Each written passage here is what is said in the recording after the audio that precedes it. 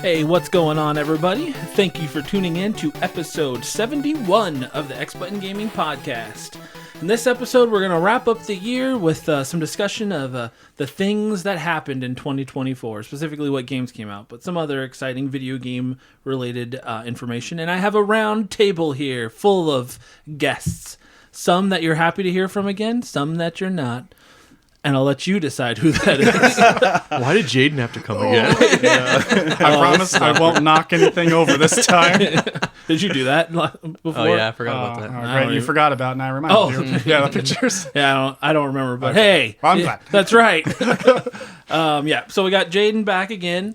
Howdy. We have Rodarb, Rodney, the Rod Man. I have not knocked over anything, so just want to say, perfect guess. Just my feelings. Yeah, well, that's easy. That's And then Jimmy's back. Hello. Again. Yep. People have definitely deemed you the co-host. I haven't even deemed him the co-host, but everybody else has. I've been promoted by the public. By the public. Does that come with a pay raise? I can only hope. Wow, you're getting paid? He gets asked sometimes if he wants to do an episode. He's not just forced to do it. Wait a second. Hold up. None of us are making money here. But yeah, thanks for joining, guys. Always. Nice. And then as we get into this discussion, before that, we're going to talk about what we've been playing, and we're going to start with Rodney. Oh, wow. Okay. Pressure's on. Pressure is on. And then we're going to go clockwise. So this is fun for everybody listening. Now you get to know in what positions we're sitting. Mm-hmm. Yeah. Rodney is directly across so from Chris. excited. I'm just trying to really... so we're not going to... Are we talking... We're not... We're going to... You know what I mean? You understand? Good talk, bro. Do you want to start with Jaiden instead? Let me run that It's through. just... Are we doing just games Just that talk we're about playing? what Because we've I don't been want to do playing game right of the now. year. No, you know what I mean? we'll do that later. Okay. We're saving game of the year, our personal game of the years, until basically the end. So we're not making any declarations. Just what we're playing. And not playing. exactly. Okay. And not just like when we normally talk about what we've been playing. We're just going to talk about like recently what we've been kind of playing, and so on and so forth. Okay. All right. Well, first one obviously is going to be Marvel Rivals. Yes, Playing a lot of that. it's the hotness right now. It's hot. It's new. It's hip. It's with it. It's all of the things. What is there to say that hasn't already been said? Yeah, before the podcast. I heard that. Yeah, we were talking about it before. And I was like, we should probably save this for actual content. Yeah. But I heard that not only is it one of the most popular games right now, it even took over Overwatch in the weeb categories of people thirsting for characters on the that's game. not where I thought it was going. You tell me there's like inappropriate The skins. content is hard out there. I Oh, guess. boy. Oh no, it's on PC, so the mods are what. Oh, I'm I sure. see. gotcha. Yeah, don't look up Marvel Rival mods. Just stay away. Okay. Well, already downloaded a couple. I mean, I'm sure there's some good ones. Yeah. And that is Maybe you'll like some of these weird ones too. I don't know. No, not I'm downloading not the here good to ones. judge. We ain't here to judge here on X Button Game. and those Rodney's into what he's into, and that's fine. and those mods are his game of the year. He's saving that for later. Game is good. Game is great. There's obviously lots to learn. There's the strategist and the duelist and all this stuff. Mm-hmm. I don't know any of that. Okay, I like shoot. I like to play the game. So I'm like, I pick some of my favorite Marvel characters, try it out. The training mode, and I'm like, okay, I can do this. And then I go out there and I play it. And sometimes it works, sometimes it doesn't. Because it's like everybody's kind of doing the same thing. Like, there's not, or at least the games that I've played, there isn't a ton of communication between people, not even in the chat, like the text chat. So it's like everybody's just doing their own thing. Everybody's a duelist or something. And we go out there, there's no healers. And I'm like, okay, I have to switch because nobody else is doing it. Exactly. So it's like a very like Wild West kind of a deal right now. But, the gameplay is great though. Yeah. And the art style. Yeah. Oh, yeah. The graphics in this game are like, they're almost beautiful. Like it's got I was saying before we started recording, it's not cel shaded, but it has this almost comic book look to it at times where it's really cool looking. Like some of the specials and some of like just the character movements are like, it's so good. Yeah. So did you ever play Overwatch? No. Okay. So it's most comparable to Overwatch from everything I've heard. I did play Overwatch and I can see the comparisons.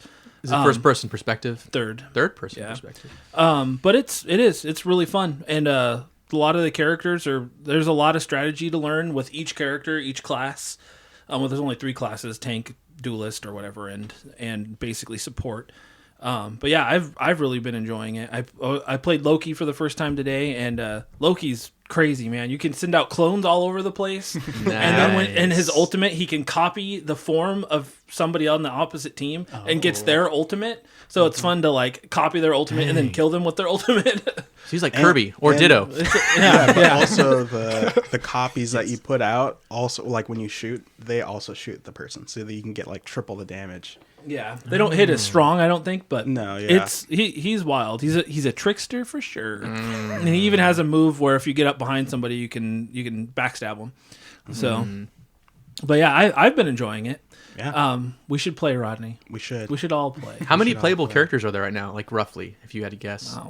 20 at least. 20. Like right? it's a competitive game, obviously, so there has to be a meta. Who would you say like are the most used or OP characters at the moment? Like if you were to guess. Winter Soldier seems to be on every team. Ooh. He's broken. I like that. His ultimate. Yeah. If he gets a kill with his ultimate, he gets his ultimate again. Yeah. And so he can. A good team can keep that ultimate going and just be broken for a while. He like jumps in the air and then has this area of effect deal when he comes back down, and then so it's like you could just see somebody just constantly bouncing up and down. You're like, oh no! Like as they get closer to you, you know, it's annoying. Yeah, it is. It's pretty wild. As a big Winter Soldier fan, that's kind of maybe I'd probably try Winter him. Soldier Is Daredevil playable? good. Out of curiosity, No, not currently. Punisher's in it, so you'd think Punisher. that means Daredevil eventually. Yeah.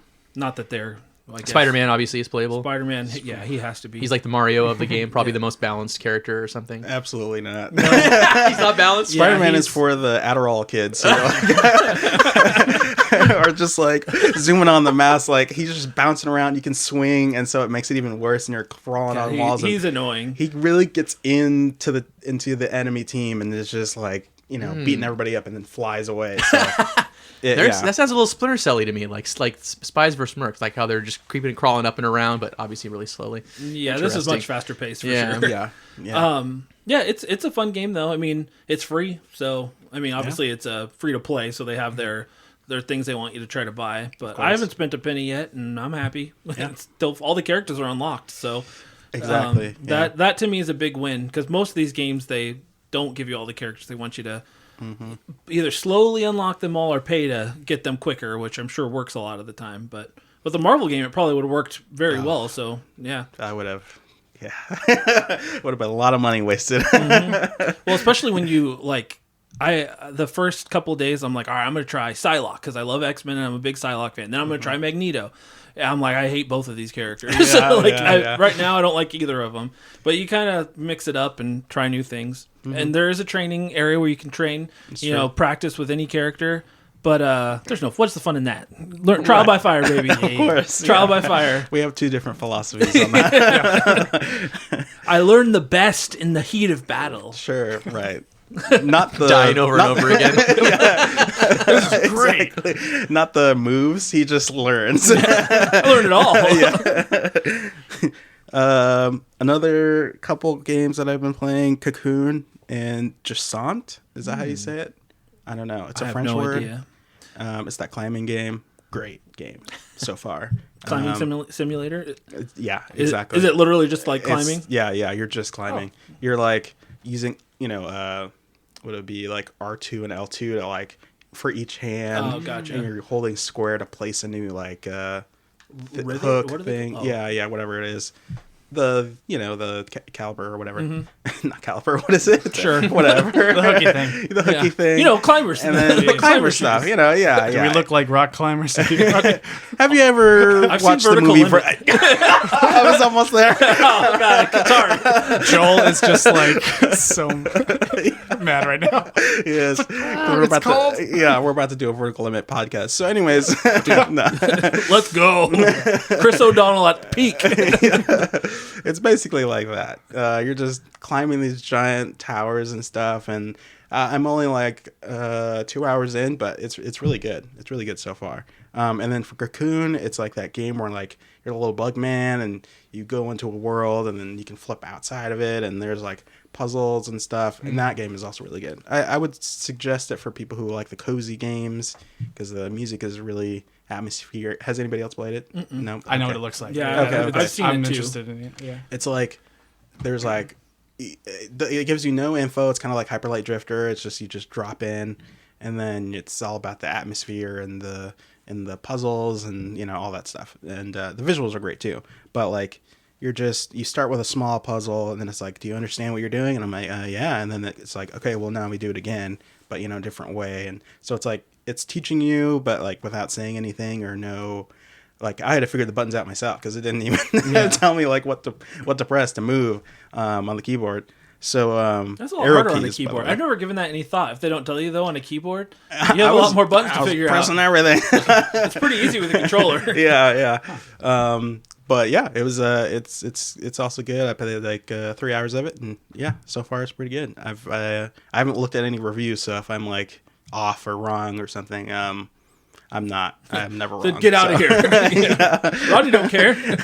I don't care at all. I'm having fun. His favorite movie is Vertical Limit. It's true. And he loves Cocoon, whether you care or not. Cocoon. Not the movie from 1985. I'm talking about the game. But that's good too. Well, I mean, Marvel Snap, of course. I mean, come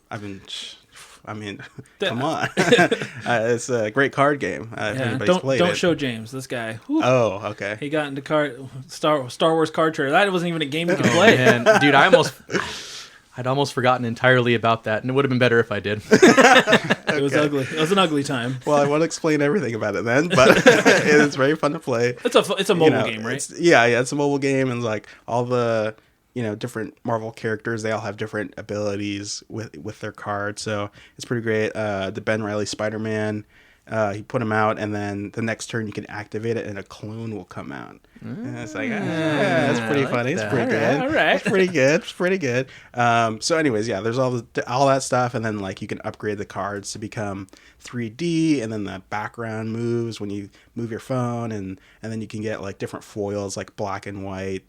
Or like gold or something. I'm working on a black and white deck. I'm running the naked. So naked means I'm I'm doing it just black and white, but I'm not using any money to get all the cards upgraded. You're not a whale. No, yeah, I'm not You're a whale. A nudist. I just made all that up. There is no term of naked. Really? You know what? Yeah, I bought it hard. But I have not used any money. Yeah. Anyways, so that's what I'm playing. Besides the game of the year stuff. All right. Right on. Good stuff, man. I've actually wanted to play Marvel Snap. I try not to get too into phone games anymore because I feel like they take too much. When I get into it, I'm then like not doing anything productive. The daily stuff is like it's super easy to get. The dailies done. So I only play it for like 10 minutes. Oh, and then I just move on. Once you got to do that initial like. Yeah, because like phase, once you get like because the dailies give you the currency or whatever to upgrade the cards to different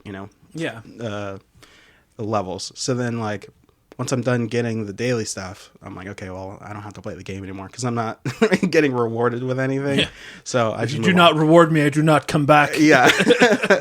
So it's like, I play for 10, 15 minutes and then I move on. So yeah, I get it. I'm going to have to give it a try. And then are we able to like trade cards with each other or at least fight each other? You can fight each other. You cannot trade. No. Okay. Yeah. Which would be great. Yeah. All right, Jaiden, what have you been playing, man? Not too much until we get to the Game of the Year discussion. I hung out with my boys Blake and Riley, and over there played one of their childhood favorites, Sonic Adventure 2 Battle for GameCube. And I'm really bad at it. They're really good at it, so obviously they kicked my butt. But I had a pretty good time playing that, so I picked up a copy and was playing. I was playing the first one first to beat that, and then eventually make my way to Adventure 2. And yeah, it's just a good time. I love that era of video games. It feels so cozy, even though I haven't played that game in particular. Yeah, it's just that era. Oh, it's so good. I'm right there with you. Yeah. It's crazy how nostalgic it is now. Mm-hmm. I mean, I was a kid then, I guess. But Sonic Adventure is so good. Yeah. And 2 is, I don't know. I go back and forth on which one's better. But I really like 2 as well. But I never played 2 on the GameCube. So you said is that where the Sonic Adventure 2 battle comes in? There's an actual like versus mode?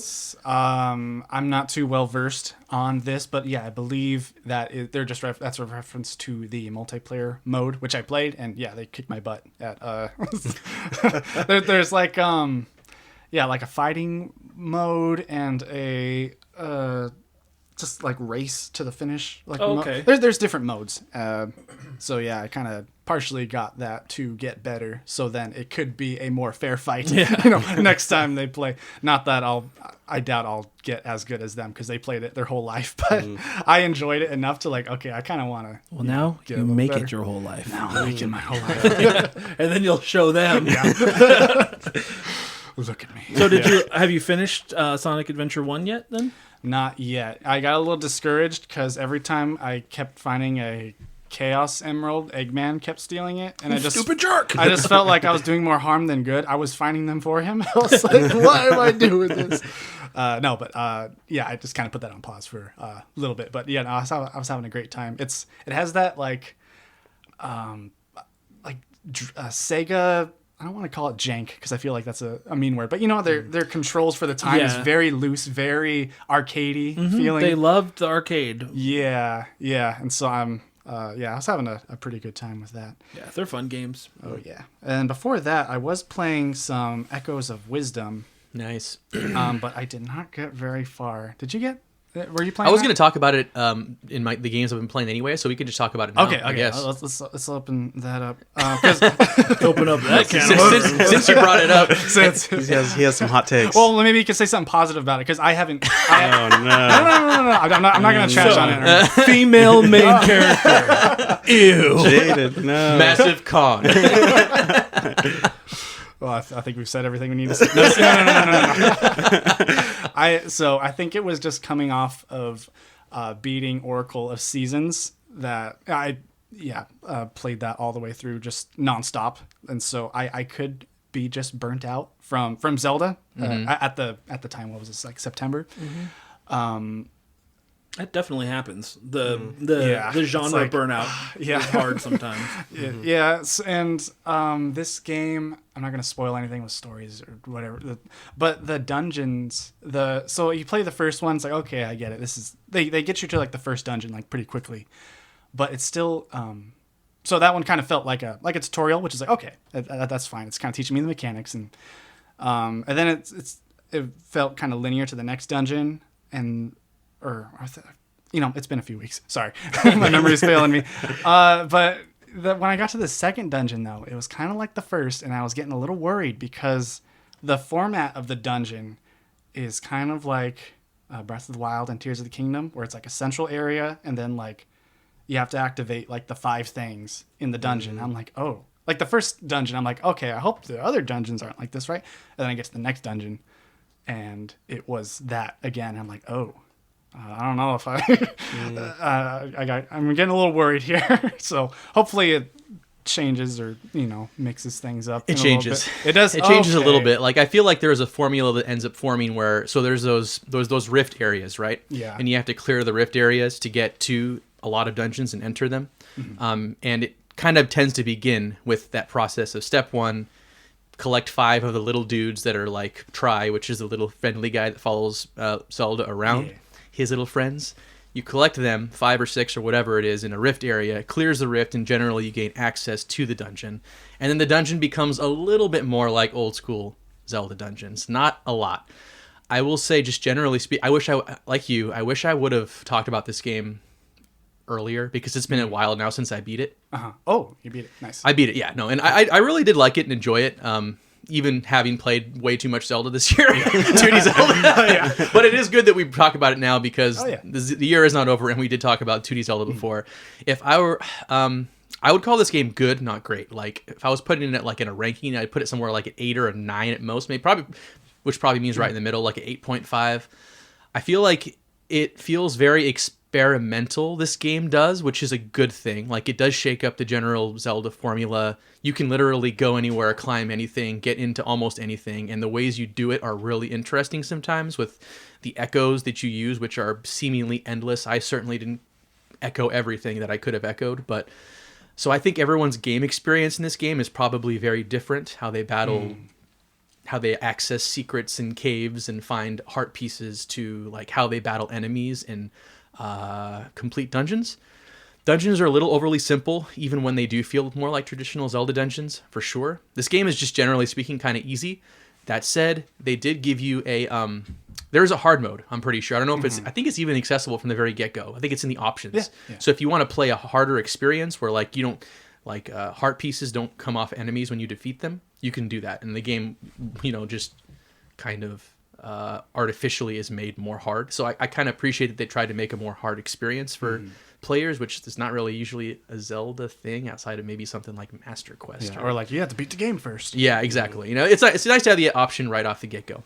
Generally speaking, though, really fun, really pretty game, charming story. The characters are super cute, and all the like residents and towns. The music is, I mean, it's Zelda game. It's not it's unsurprisingly very good music, and I'm looking forward to that getting released either on the Nintendo Music app, but also the vinyl.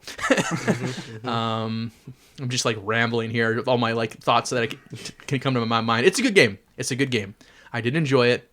I feel like maybe on some level this game is like a Skyward Sword to Breath of the Wild type of situation, where maybe they're like they're taking steps in a certain direction, and they're actually, it's probably not. I think a better comparison would probably be like Metroid Samus Returns on 3DS. Remember, like that was a good game, and we were like, that was really fun. It felt really good, but it wasn't like super good. But then Dread came out, and you're like, wow, this is a new team that actually perfected the experience. Like that feels like one of the best Metroids. You know what I'm saying? It was like a step towards making the right Metroid. Yeah, basically. Like many would say that Dread now is one of the best Metroids, and I would say that this is probably the Samus Returns to whatever comes next from, is it Grezzo that made this game? I think. So it's a good game. It is definitely worth playing. If I were to put it on my list of 2D Zelda rankings, and this was being recorded 3 months ago when we did that, whatever, I'd put it somewhere in the 5 or 6 range, probably, even below the one that I gave a lot of heat on. I can't remember. That's how much you hated it. I don't remember when you talked. I stopped listening. So. Anyways, really fun game. Really fun game. Yeah. It's worth playing. Yeah, and I want to get back to it. I think the other thing that kind of pushed me away a little bit, other than being burnt out, there's a lot of talking, like to get to like, I just want to get to the dungeon. Yeah, early on. Okay. I was hoping that they tone that down. That's right. And you don't like RPGs. I don't because like you don't like all that. It did feel a little cutscene-y for a 2D Zelda game. I'll give you that. When it's like not important dialogue and it's just fluff. I don't know. It feels like a waste of my time. Maybe I'm just impatient. Like we've discussed this in the last one. I just have no patience, I guess. What do you want? Do you want what Tears of the Kingdom gave you? Do you want that freedom, or do you want this? You don't seem like you can be made happy. He doesn't want the female protagonist, and he doesn't want her to yap. Stop talking. It's time to play the game. Time to play the game. Jaiden, I didn't realize you were so spicy. No. I'll get back to it at some point, but yeah, that was one of the games I've been playing. Another game I've been playing, it was one of those things where, you know, to unlock the icon badges on your Switch main menu, now they make you like, you have to boot up the game to play it for a little bit to be able to buy the icons. And so that week was Donkey Kong Country 2. And so I'm like, well, I kind of want some of those icons, might as well. And then it's like, oh, you got to play the game. Like, okay, I'll boot the game up and then just quit the game like a second later, like I always do for the other ones. This time was different. This time I started playing, and like I've beat the first world like I was able to do since I was a kid, but then that second world I think I made it all the way through one time. But then I just kept playing, like, and I was like, oh my goodness, I made it through like 3 worlds in just one sitting. Like I was prepared to just like boot it up for God. No, I'm not good at it, but I was just down to play it for that long. Like I expected to just like I said, boot it up and then close it, but I'm like, no, I'll play another level. That game is good. Oh yeah, it is so good. Country 2 is the best. Like, yeah, I don't know if maybe it's debatable to some, but I think it's pretty much hands down. Oh yeah. It's a fantastic platformer. Mm-hmm. Yeah, the design, the I was gonna say the vibes, the just atmosphere of that game, like the pirate horror theme was really unique. And yeah, like just playing it again for the first time in like many, many years. You expect there to be some like age to it when you go back to, you know, these older games, but I was playing it and this game feels like it could have came out like today, like by like an, you know, like an indie dev or something with it feels so good to control, and it's fair. The difficulty it's hard, but it's totally fair. And I'm like at the last world right now, and it's kicking my butt, but it is nice to get my butt kicked because it's a good difficult, and I'm just loving it. I'm so close to the end. I've never beaten 2 before. I haven't beaten 1 either. I need to go back and do that. I was too afraid to play like past the harder levels as a kid. I would just replay, you know, the first world over and over. The comfort levels. Yeah, I was like, okay, now I'm done with that. Too hard. But now I'm like, wait a second. I'm a big kid now. I can play going. I can do this. So yeah, I really, really do love this game. I mean, I knew it was great. But now I feel like, it truly deserves like all the praise that it gets, and it has got through the years. I agree. I'd like to play it again because I haven't played it in a long time, but I loved that game when I was a kid. Talking about these games makes me sad for what Rare used to be. They were so good on Super Nintendo, then like perfection on the 64, and now I don't even know what they are anymore. They make Sea of Thieves. Which a lot of people like, apparently. Yeah, I've never played it, though. I think that's a Rare game. Huh. Yeah. But yeah, I don't know. I mean, and you're right. People do like it, but I'd love to see them. Are they working on the Perfect Dark on Xbox right now? Is that them? I don't know, probably. I don't even know. I don't even know if that's the same team. I knew, a lot of the same devs have moved on to other companies and things. I think, it's Platonic, who makes Yooka-Laylee, obviously. Yeah. That's made by a lot of the same people. And then I want to say, like, even Crytek. What are they? The Crisis people, I want to say. Mm-hmm. I want to say that some of them went over there, but I could be totally making that up. Right. I know some of the Free Radical, the team that did Time Splitters. Yeah, okay, that's what I'm thinking of. They were some of the old GoldenEye and Perfect Dark team. Yeah, okay. Yeah, that's what I was thinking. There was a lot of talent on those old teams. Which game was on the GBA with a Donkey Kong? They had Donkey Kong Country. I think all 3 of them were on Game Boy Advance. Yeah, they were ported on there. I think I remember playing 2 a lot. Yeah. The music is awesome. Oh yeah, the music in 2 is phenomenal. Mm-hmm. I mean, the music probably in 1 is phenomenal as well. I never played 3, so I assume it was also good, but both available on Nintendo Music app. Wow, we have a Nintendo spokesperson over here. Yeah. Been playing anything else, Jaiden? That is about it for right now. All right.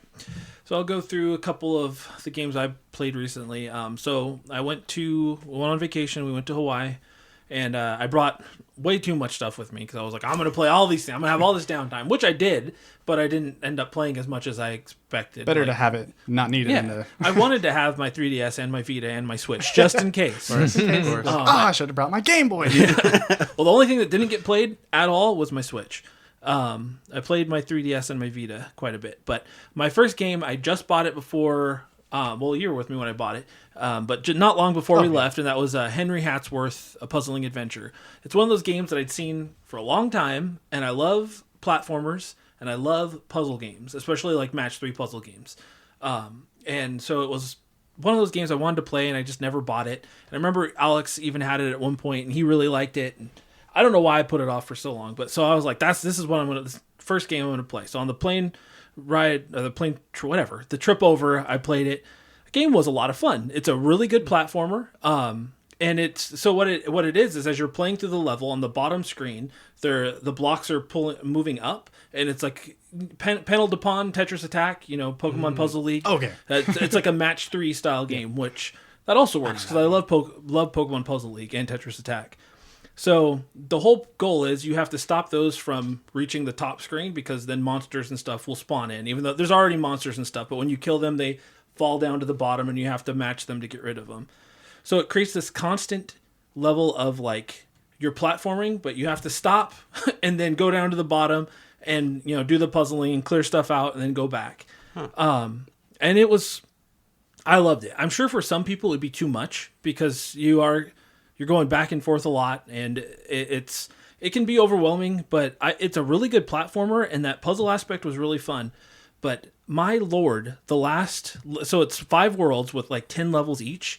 That last world was a gauntlet of hell. Oh no! Like they put you there. The last 3 levels, I was like, I don't get mad too often when I'm playing games. It does happen, but like I'm sitting there on the couch in our hotel room, and you know the rest of the family's there, and I'm playing it, and I'm just like, God dang it! Like, I'm like, because the levels are like, it's ridiculously difficult platforming, and then you get to a point where you're already fighting a ton of enemies with these stupid cheap moves, and then you get to this room where you go in, and then they spawn like a horde of enemies at you. So you're fighting those off, switching to the bottom screen, like taking stuff out, going back, think I'm doing good, and then one of them's off screen and he shoots me, and I'm like, son of a gun.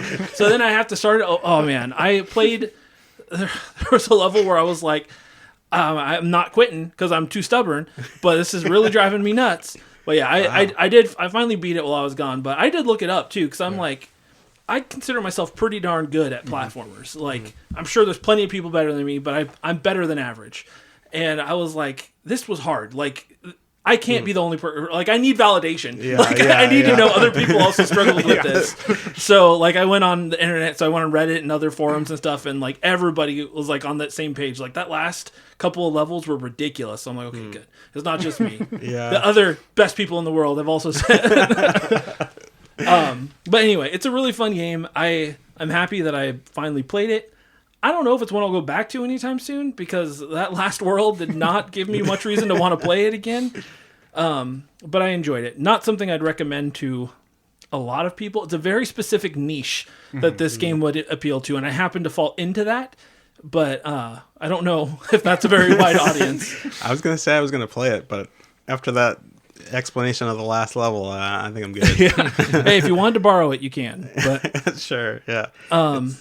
It seems like it's like there's a good formula, but then when you start piling on more enemies, it kind of disrupts the formula. That's exactly what it is. Is there's just the onslaught of enemies, and then you have to be clearing the bottom, because you can let it just go. But then the more enemies you have down there, the more are spawning back in if you're not clearing it, and then you can't keep up on it after a while. So it's like, to give you an idea of how the difficulty changed in that game, the first 3 worlds, I had like 50 lives. Like, I don't know that I died more than once. Like, I was just like, man, this game is easy. And in the 4th world, I was like, okay, like there was a spike there. I definitely died more. Then in the 5th world, I went through all those lives and a bunch more. Like, I don't know how many game overs I got and had to start the world over. Wow. Or not the world, the level you're on. But like, when I get so far into it and then I die right at the end on my last life, I was like, ugh. Yeah. But it was a fun game. And but very taxing on my emotions. So then once I didn't really play much else. I played on my Vita a little bit, but nothing of note. Then when I got back, I've been kind of on a PS1 kick. So I played a game called Intelligent Cube, which is a puzzle game. And that was really fun. I beat it in one sitting, so I don't have a ton to say about it, but it's basically it's a wall of blocks coming at you, and you have to use the ground to help make certain ones disappear so they don't fall off. And the more that fall off, the more ground behind you disappears, and eventually you die. So I was playing it, and I even at one point told Jasmine, like, man, this game is really not that hard. Like, I'm pretty good at this. And to be fair, like, I beat it pretty quickly. But I was like, as I'm playing it, I'm realizing that, okay, yes, I'm doing okay. I'm beating the game, but they had a goal where they wanted you to try to, that I did not catch on until like way later on. There's a goal where they want you to try to beat each level in a certain amount of moves. And once I caught on to that, I'm like, it wanted you to beat it in 9 moves, and I'm at like 28. So I'm like, there's the challenge. Like, I'm like, so at some point I might go back and actually play the game with that goal in mind and try to figure out how to, do it in the least amount of moves possible. But it was a fun, like, platform puzzler, I guess. And that game had the most wild soundtrack I've ever heard in a puzzle game. It was like, it literally felt like Star Wars music meets like I had an example when I was playing it, but it's like crazy, like orchestrated, like giant sound pieces. Like it does not fit the vibe of the game at all, but it's also really good. So I was like, I don't know. But that was a really interesting game, and I liked it. And I know there's a sequel out there that I want to play eventually too. And then, lastly, I played a game called Jumping Flash on PS1. Have any of you guys ever heard of this? I know James hasn't. It sounds familiar, but I don't know what it is. Familiar. I think it was a PS1 launch title. It's a Sony developed game where you play as a rabbit named Rabot.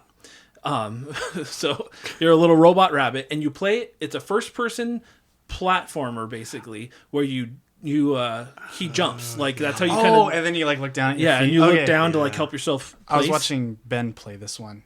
So it has that kind of like what you were saying with Sonic Adventure, having that very unique like Sega charm. Mm-hmm. This game has that early PlayStation charm that they don't have anymore. You know, the graphics were very early PlayStation, so kind of blocky but charming in their own right. I remember playing this game as a kid. I don't remember if I owned it or I rented it, but I remember not liking it as a kid. But I think I just didn't understand it. Like I don't know how far I ever gotten it. I don't remember playing it much. But I mean, it's another short game. I beat it in like probably 3 hours. It's not very long, but it's I really enjoyed it. Like it's a really good. There's not a lot out there like it. Like a first-person platformer where your goal is to jump and maneuver your lands according to your shadow and stuff. Very unique, and I wish they'd kind of like experiment with more stuff like this now with the indie movement that we have, because they they like to revive old style games like Pizza Tower being a Wario Land type game and so on and so forth. I'd like to see them kind of do something with this concept because it was pretty unique. It's funny you bring up Wario. I was going to mention there's a mini game that is very similar to this in game in Wario. I don't know if you remember that one. It's the ninja one. You're like jumping. Use the gamepad to like look down at where you're going to land. It's exactly that. I don't even remember. I have played Game of Wario, but I do not remember that. Now I have to play it. Maybe that's why. Maybe it was back here, and that's why I brought up that reference. It's funny. But that's basically it for what I've been playing. Like we talked about, I've been playing Marvel Rivals as well. But yeah, I've got a lot on the horizon that I'm going to be playing. But anyway, James, what have you been playing? So correct me if I'm wrong. We are avoiding the contenders for our game of the year. Is that what you said we're doing right now? That's what I did. Okay, if you did that, well, we all did. Well, we all did. Okay. Well, then James has been staring out the window this whole time. He was like texting or something when you were talking. Yeah, no, Rodney directly asked that question. Why? Since we've been recording, I was getting work text for a second. I was trying to respond. Sorry about that. In that case, I'll talk about two things. One of my contenders for Game of the Year got me on well, it just reminded me of a different roguelike type game that I've almost forgotten about, still hadn't beaten. Spelunky. Remember briefly we had a race to I beat it, you did. Chris won. Wow. Chris won. GG's to you. As he said, that is his special platformers are his speciality. And they're not mine necessarily, but it's such a good game. It's a lot of fun. One of the original, would you say pillars maybe, or like foundations of the roguelike genre maybe? At least like in the more modern era. Because the genre has been around for a long time, but it was originally, I think it was one of the big ones to make it popular. Wasn't it originally on PlayStation first exclusively, or PC probably too, honestly? I have no idea. I don't even remember. I just remember it being a PlayStation game until it came on the Switch, but it feels like it's been 5 or... Spelunky's old. Yeah. Like, I want to say it's probably like early 2010s at least. I was going to say like 2012 or something. Yeah. I feel like I played this game 5 years ago, and that's probably not true, but it feels like it. That's how long it feels like. But I started playing it again, and man, it's such a fun game. And the loop of the game is the way you describe it is like a dungeon crawly platformer roguelike. And it's randomly generated rooms. It changes every time. Extremely unforgivingly hard. Oh yeah, but it is very difficult. But it is so fun to play. There are a bunch of different items. There's little guys hiding in nooks and crannies, and because you're basically you're spelunking down caves into. There's probably 5 or 6 different worlds before you get to the end. Brutally hard, extremely fun. And the reason the other game I was playing reminded me of just this loop of playing this game over and over again. It reminded me how I'd never beaten it, so that's why I started playing it again. And I'm having a good time. I want to work towards Spelunky 2 because I've heard that's really, really good, if not better than the first, which is really good. So, yeah, I'd recommend it. It's really fun. Yeah. It's a lot of fun. I like the chaos of the game, too. Because the goal, not only is your goal to get to the end of the level, but there's treasures and stuff you want to find. And there's on every level, there's a damsel in distress that you need to save. So sometimes she's like in this area where you're like, okay, I cannot access that area. I have to figure out what I need to do to get there. So you have to blow stuff up and have to be careful not to accidentally drop a rock on her head or blow her up. Yeah. And then there's the shop owners where you can accidentally, blow up around their shop and then they get mad, pull out a shotgun and run around and shoot you. It's very chaotic, but it's a lot of fun for sure. Yeah, yeah. And the way you like traverse is with like these rope rappelling, I don't even know what to call it, just ropes you launch upwards. That's how you climb upwards. They're swingy ropes. And then there's bombs to blow through walls to get items and or get the damsel in distress. And if you take her from wherever you find her to the end of that level, you get an extra heart. And you hope that you come out with more hearts than you started that level in, which often you don't because it's so hard. Yeah. But it's amazing how just little things you think are such innocent decisions, like dropping a rock down a cliff can, like you said, upset a shop owner or release this massive spider on you that you didn't even know was down there, or it can hit like a TNT crate and then cause a train reaction that blows a bunch of crap up. Yeah, there's all kinds of cool secret exits, and you collect money and gold as you do so to try to buy really, really good items to help you through your run. And then once you die, it's permadeath, so you just start all over again at the beginning because it's a roguelike. With new knowledge, but the whole map is different. Yeah, yeah, exactly. It's good times, guys. It's good times. And it's 4 player, isn't it? There is a multiplayer I've heard that is actually very good and very deep. I've never played it because I've only played solo, but highly recommend. And I don't know what it costs on Switch, but it's not much. It's one of those games that I think goes on sale like dirt cheap regularly too. Like it was genuinely a delight when I was like, oh yeah, I already downloaded it, so I can just re-download it, and it was free. Free feeling. Who says genuinely a delight? It was genuinely a delight. That's hilarious. So what can I talk about then if we're avoiding content? Pokemon. I did the same thing. Pokemon TCG Pocket or whatever it's called. Really fun. Taking the internet and world by storm, $200 million in less than a month. Yeah. It's crazy, dude. How people are just absolutely addicted to this game. I'm kind of like wore off that initial like glow and fuzzy feelings about it that I had initially, but I'm still playing it because I do think it's genuinely fun. They've released one full set and one like mini expansion since the game launched. So yeah, the main purpose of the game is collecting cards, as you'd expect, but there's also a kind of competitive scene kind of blowing up in the. It's amazing what you play a 20 card deck as opposed to like if you played the full TCG, it's like 60, right? So you'd think that limits like creativity and stuff, and I guess in some ways it does, but it just makes for a much quicker game experience where you can play a game in like 5 to 10 minutes versus you play TCG, sometimes it could take 30 to an hour depending on how it plays out, right? So it does make for a really fun play.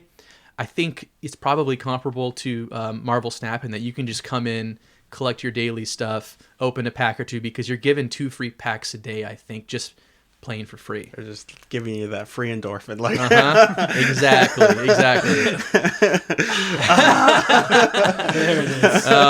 But yeah, like if you're into Pokemon or card games, I would recommend it because it's really fun and it's free, Although you may have to fight the urge to spend money on it. I'm sure that's how they got the 200 mil they got in less than a month. So yeah, it's Pokemon, right? It's a monster. So Pocket monster. Pocket monster even. Yeah. I downloaded it. I opened a pack and was like, it's not the same. Closed it and haven't played it since. Really? Wow. Yeah. The self-control. He is truly the ultimate gamer. Not the same. Yeah. If you can curb the craving before it even starts, that's the ultimate decision right there. Yeah.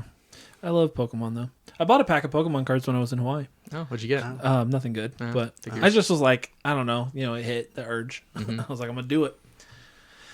All right, so let's move into the main topic. But actually, before we do that, we're going to do a quick, not a recap, but we're going to talk about, because it's kind of fitting to the discussion of, the year in review. so at the end of every year, they do the Game Awards, and we thought we'd talk about that a little bit, because we all watched it. I'm pretty sure, and I'm sure we all have thoughts and opinions. So I watched it, and I was in Hawaii and didn't have my friends or anybody to watch it with. I usually do some kind of little get together thing and try to have people over, but I ended up watching it with just everybody else was either asleep or busy. It was just me and then my brother-in-law's fiance. And I was like, I didn't think she would be interested. She watched the whole thing and was like, was talking about stuff. So, but yeah. So what did you guys think of the Game Awards? Yeah. No, just in Double Life. Pretty my story I just told. The rap is going through his head. I'm not gonna lie. I had pretty low expectations because of the DLC being nominated for Game of the Year. I was already kind of bitter about the whole experience in general. And, bad memories with Xenoblade Chronicles 3 music not getting the award. But in general, I'd say it was a really good Game Awards. I think they did a pretty good job. Yeah. What were your guys' thoughts? Yeah, for sure. It's funny. I think a lot of people go into this, like, the Game Awards, like, the Game Awards is so boring. But like, we all stream in and watch it live anyway. Yeah. But yeah, my expectations were, like, low like normal, but then there were some like pretty good surprises in there, so I'm like, oh, okay. I mean, like, not a whole lot for me personally, but I think there were some like pretty important like reveals in there. Yeah, there was a lot of, a surprising amount of stuff that a lot of people care about. That's the best way to put it. Whether or not we did or not, like, it's still very big announcements. Like, what did you think, Rodney? Well, it's a 9 out of 10. I mean, a 10 out of 10. It's crazy. It's like I think the previous year he was like, hey guys, don't expect it, anything crazy or whatever. And then this year he was silent. Mm-hmm. I'm talking about Jeff Keighley. Yeah. I hope you all understand. Yeah, I'm not very good at explaining what I'm talking about. I knew what you were talking about. But like, yeah, the previous year he was pretty like vocally telling people not to get their hopes up, and then people were still angry like when nothing really good was shown. And then this year he was pretty quiet, and then everything was here. Everybody came back to life, basically. And that's what I always like to see, the Nintendo Direct. It was so cool to see all of these games that people care so much about, and it's finally available, either physically or digitally, like now, instead of having to scrounge around on eBay or something to buy like an overpriced version of older version of the game, and you have to use it on a specific TV to play it or whatever. Yeah. So I was pretty excited. This whole thing was Rodney coded. I mean, there was fighting games. There was Project Robot from Shadow of the Colossus. There was like that was a definite. I was excited about that too. I was losing my mind. I couldn't believe it. Virtua Fighter's back. Who could have guessed? He's literally speechless. Nobody would have guessed Virtua Fighter was coming back. It's crazy. I was freaking Okami, a new Okami, a new Onimushu. Yeah. Okami's pretty lit. I'm actually pretty excited about that. Yeah. So I thought it was great. Yeah, and the awards were great too. A lot of the Game Changer thing was really cool. So. I enjoyed it. Like like you're saying, like I thought there's a lot of good announcements. I fall into that category where I'm excited for it every year. Like, I know that it's at the end of the day, it's still kind of corporate shill, we're going to get some stuff that we don't love to see or hear, yada, yada. But it's literally an award show directly about video games. Yeah. And guess what? That's what I want to watch. Like, I love movies and TV shows, but I don't particularly care about the Emmys and the Golden Globes and all that stuff. Like, I might watch it here and there, but that isn't made just for me. Like, I know that makes it sound stupid. Like, this was made just for me, but this is exactly like, this is what I want. Like, just something just talking about this whatever that I love, this universe that I care so much about. So, and people hate on Jeff Keighley, and I'm not going to sit here and say like I have this adoration for him, but man, without him, we might not have the Game Awards, and he does a lot of work to get good announcements, to have good guests. I don't think he's perfect. I'm sure he does some things that I wouldn't agree with if I knew, but that's 99% of people, I don't know. I appreciate what it is. I appreciate that I have this event to look forward to every year. and I get some cool announcements like Intergalactic, the new Naughty Dog game. Intergalactic as well. Yeah, that Game was looks big. wild. Alan was angry. Was he really? Yeah, He hates- he hates Neil Druckmann, He so- hates female protagonists. No, Here we go. He really wanted Jack 4. And he was like, "Oh, the trailer started, and it's But like does from he the, want a Jack 4 with Neil Druckmann at the lead? Because he hates Neil Druckmann. He hates Neil Druckmann for sure. So- Yeah. No, that's not that wouldn't happen. What do you want, man? He wants to be upset. He wants to travel back in time to 2003. Yeah. And just play Jack 2. Yeah, exactly. Which he already does. Yeah. I mean, I think there was a ton of really good announcements, and then the awards, and like a lot of people are critical of him because there's not enough time for awards sometimes because of all the other stuff that they show. I mean, if you really want to hear what people have to say, for the award speech or whatever, watch the DICE Awards, because that happens every year. It doesn't get as many views. You could say it's boring or whatever because it's just an award show. Yeah. But it's all the people, getting their accolades for, And they making actually the get game. to give those and they get to speeches. say a speech. So it's like, if you want to hear what the winners have to say, then you can go there. Yeah. I think some extra thoughts about the Game Awards. I like award shows do appeal to me personally. Like I do watch the Oscars every year. I do watch the Grammys some years. And so I feel like a lot of the things that people are critical about the Game Awards are generally like, it's too long. I don't buy that because I feel like all award shows are this long, if not longer. Mm-hmm. Not enough time for the developers and the people who should get the credit to get the credit. Like I think he did a little bit better with that this year. Oh, yeah, for sure. The balance seemed to be a little bit more skewing to the way of, they didn't say get off the stage right now after they said, get off the stage. And the other thing is, like, this isn't exactly an award show, right? Like the awards, it is centered around the game of the year, and kind of like the Oscars is centered around Best Picture, but this is just as much like a game announcement and trailer show as it is an award show. And so it's going to be half. It's not even half. It's more of that. It's like 75% that, 25% awards. So I don't buy that criticism either. I think the one thing I am still kind of critical of is sometimes I feel like I wish they were more transparent about the decision making and how things like DLC becomes nominated for a Game of the Year, when certain games definitely, from a critical perspective, could have qualified to be on that list. If I don't know, you know what I'm saying? Yeah. I don't disagree with that. I tend to fall in the category where I'm like, I don't know that they owe us anything like to be more open with, but that doesn't mean that I don't agree with you. The DLC, I know a lot of people were like, it was as big as the game. It was as big as the original Elden Ring. It's a huge game. Just because it's DLC doesn't mean it should be not included. I'm like, I don't know. I just think that DLC, the original game, got its recognition. Like, Yeah. I do fall into the category of people who was kind of like DLC should not be included. In a Game of the Year. Neither should remasters though. Remakes, different story. I don't care what anybody says. A remake is a different story. I can see that. But remasters and especially DLC doesn't really deserve. But DLC and remasters kind of fall into the same category because it's the same. You could be nominating the same game again for Game of the Year. When as at least with a remake, there's a lot of restructuring, rebuilding from the ground up, adding, taking away, making it new for a modern age. Yeah.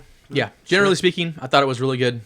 Like compared to my expectations, at least it was better than last year. And I do like you said, that Keeley does have a tell. Like he kind of lets people know. Like if we shouldn't expect much, he kind of lets us know that, and you're just kind of like, okay, so you set your expectations even lower, perhaps. But yeah, he didn't say anything, and you're like, there's going to be some big stuff announced. Yeah, and obviously and there was. Yeah, I think for me, the Okami announcement was the one that excites me the most, but. Generally, a lot of the announcements weren't for me, but I know for a lot of people it was massive. So some of the announcements. So. Yeah, I just find it fun to watch, even like if I don't necessarily care about a lot of the stuff. Like it's just fun to see all these announcements, to feel the excitement, that the internet might be feeling. Yeah, if you're on the right parts, not the negative parts. What were you gonna say, Rodney? I was just gonna say, like, yeah, it's. I mean, we all make jokes about Jeff, but like.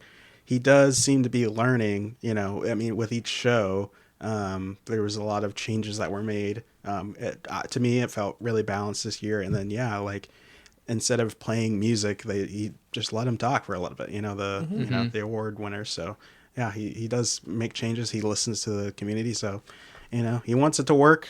He wants to keep doing it every year, and yeah.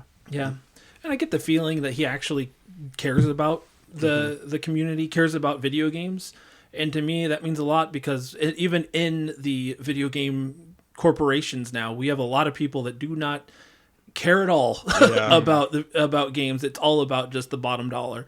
And I mean, of course, that's how it gets when you get that big, and but it's nice that the person in charge at least cares somewhat. Like I can't speak to how much, but he at least cares a little bit. Yeah. So, but what did you guys think of the actual awards? Like, who won? Were you guys pretty much okay with all the winners? Yeah. There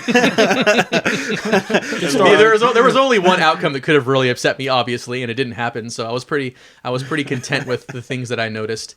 I'm trying to remember what won best score. Was it was FF Final Fantasy VII? Yeah, which I was happy about because I kind of assumed it wouldn't win Game of the Year, but it deserves best soundtrack. Not that I've played every other game that was nominated, but the music in that game is phenomenal. Yeah.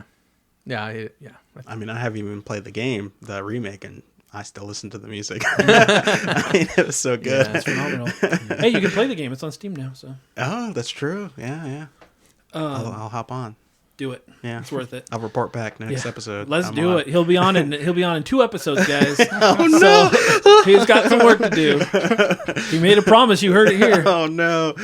Yeah, but I thought that Astrobot winning Game of the Year, I was happy about that. Oh yeah. I know a lot of people wanted Wukong to win, and I haven't played Wukong, but I mean, I think part of me likes that Astrobot. Well, first off, I played it and it's fantastic. Yes. But I like that a 3D platformer won Game of the Year more than anything. Like, I think it kind of shows where, as a community, a lot of gamers appreciate the simplicity of that aspect of gaming again. Mm-hmm. So I hope that Sony, Microsoft, Nintendo, we don't have to worry about Nintendo, they already do this. Yeah. But take note and like branch back out in what they're creating. Yes. Yeah. And stop giving us Concord and stuff like that. Yeah. Like multiplayer, hero shooters, more. If Sony should have learned anything from this year, it's 3D platformer and taking chances, good. Concord, not so good. Like, let's stay away from stop following the trends. And that worked for them for 20 or 30 years, not following the trend. Well, not 30 years, 20 years probably,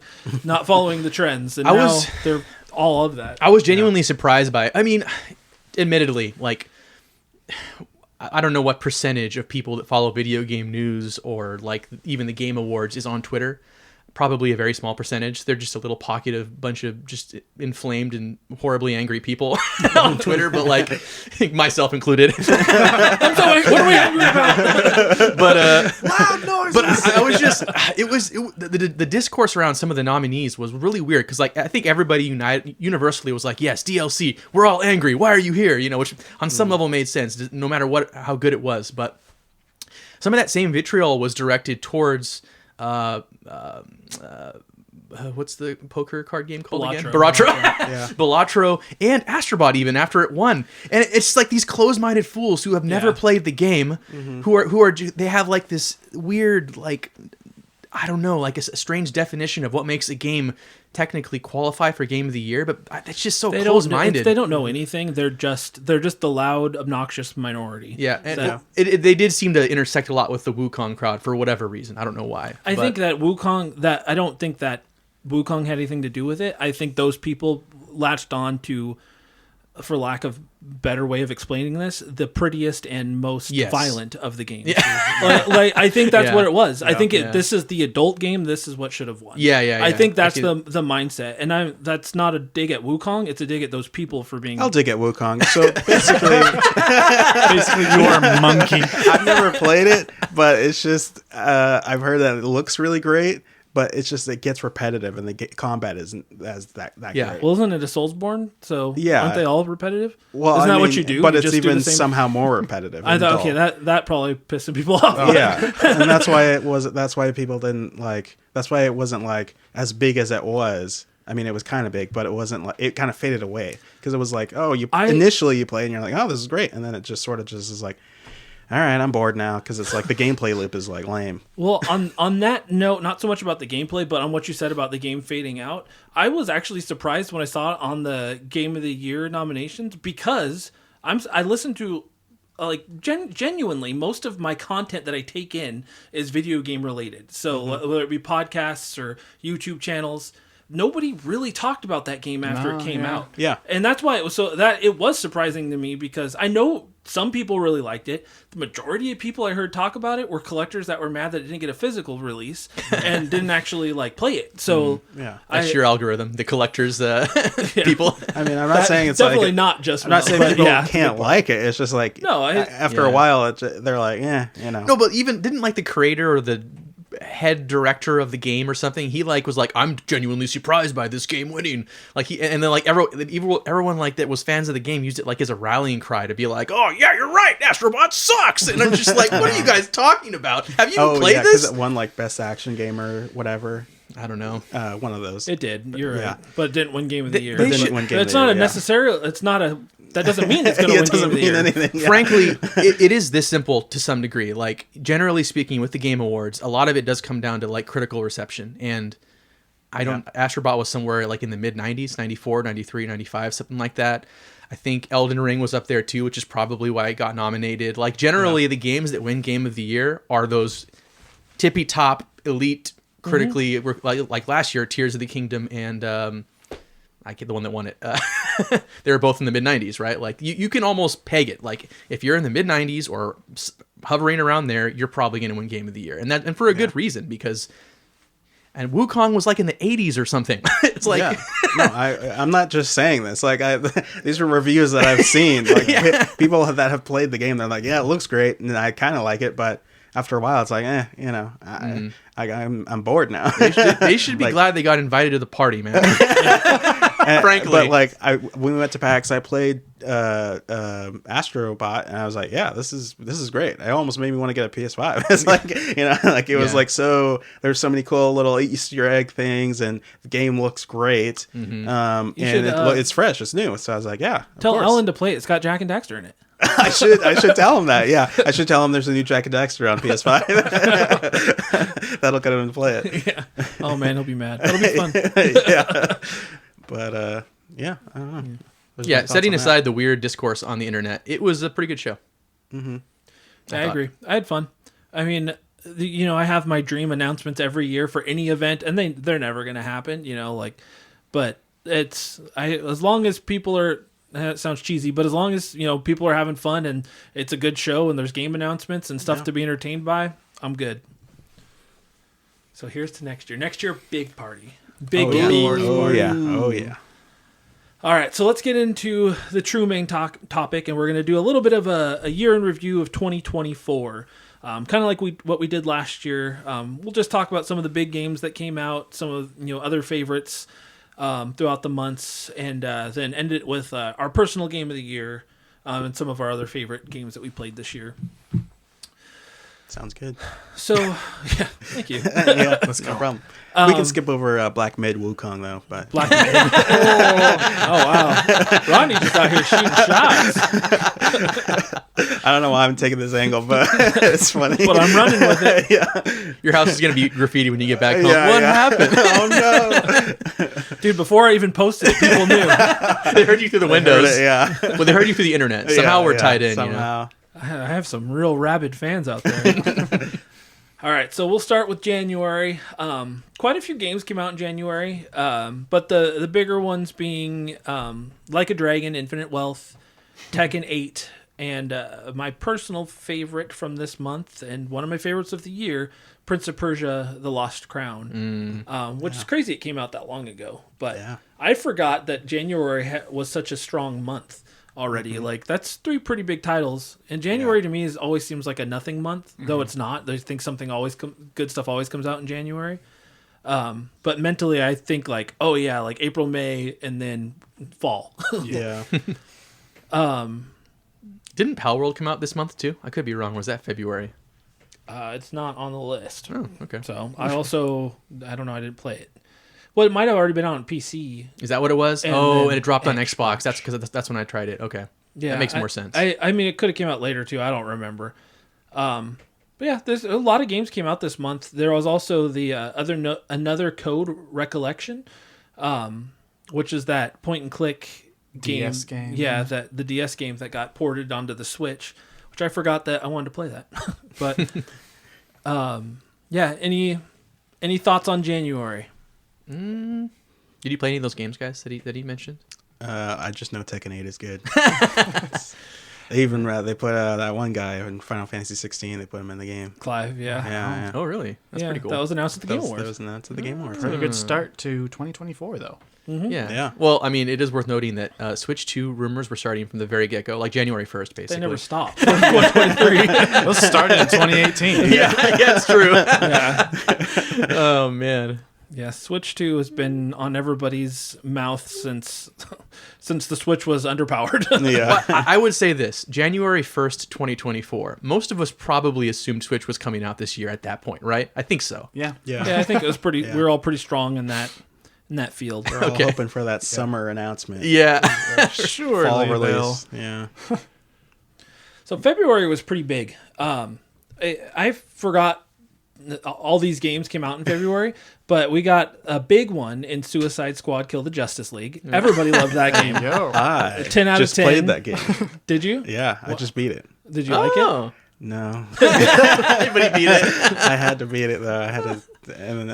You had to hate not beat good. it? Yeah, it's like the gameplay was like it's too repetitive. The gameplay loop was too repetitive. Yeah. I think that's where it killed it. If you compare them to the other games Rocksteady made, which is the Batman Arkham ones, you have so many different modes. I don't want to get too far into this, so tell me to stop whenever. But like, there's like the detective section, and then like the stalking section where you're like hopping from gargoyle and getting all the bad guys, and then like the sort of beat 'em up section. This game, it was like you just shoot everybody, and that was it. You like go over here, and then there's like some funny dialogue, and then now we start shooting all the bad guys, and then we go over here, and then we start shooting all the bad guys, and I'm like, I'm getting bored, guys. Like They're the good guys. yeah, sort of. Oh. And like the story was just okay. Like I liked all the characters; they had a lot of personality. Game looks great. Really great facial animations and stuff, but it's just there was just not a whole lot going on, so I was really bored. Do they succeed in killing the Justice League? They do in fact succeed. Brainiac Spoiler alert. Spoiler alert. Spoiler alert. I need to know. That's shocking. And it was kind of sad too, because this is like the last thing that Kevin Conroy voiced. So I was like, oh man, but like he did a great job, so it's like nothing against him.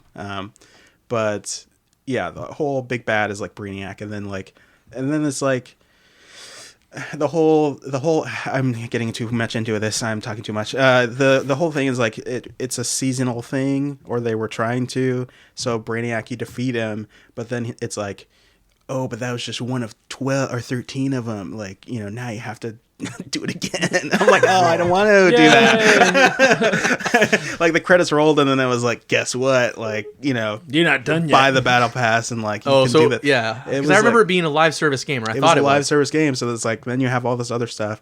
And I'm like, I don't want to do any of that. Like, I can't do this again. I can't do this another 11 times. So yeah, I stopped. I haven't played the game, but the one thing I did recently hear, which if it's true, it is actually nice, is that the game is gotten, they're not going to do any more content. They're less than a year in, they're done supporting the game, but they are pushing out a mode to be able so that you can play it offline. Awesome. So that it at least can be playable still. Yeah. Which is nice because most of these games nice. just die. There's nothing to do anymore once they go offline. But yeah, this game falls right there with Concord as to why they need to stop. Yeah. Stop. They really could have done so many other things. Or they could have just made a good Batman game like they know how to do. Yeah. Because it was just it was like so one note. Yep. Like as great as everything else was, it was like if I'm not having fun playing the game, it's like, what am I doing? Yeah. Why am I doing this? Yeah.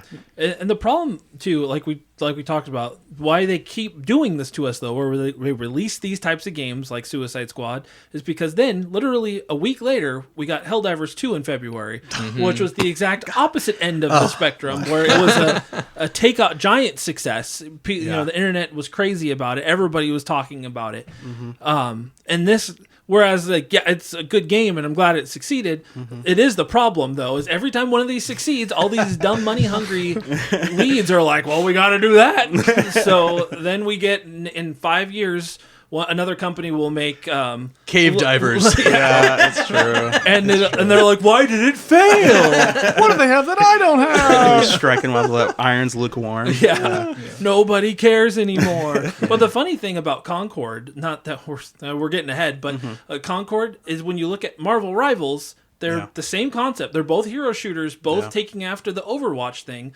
But Marvel Rivals is a huge success. Yeah, like, it's taken off. You queue up in that game, you're in a match in 2 seconds. It's true. Like that shows you how many people are playing it.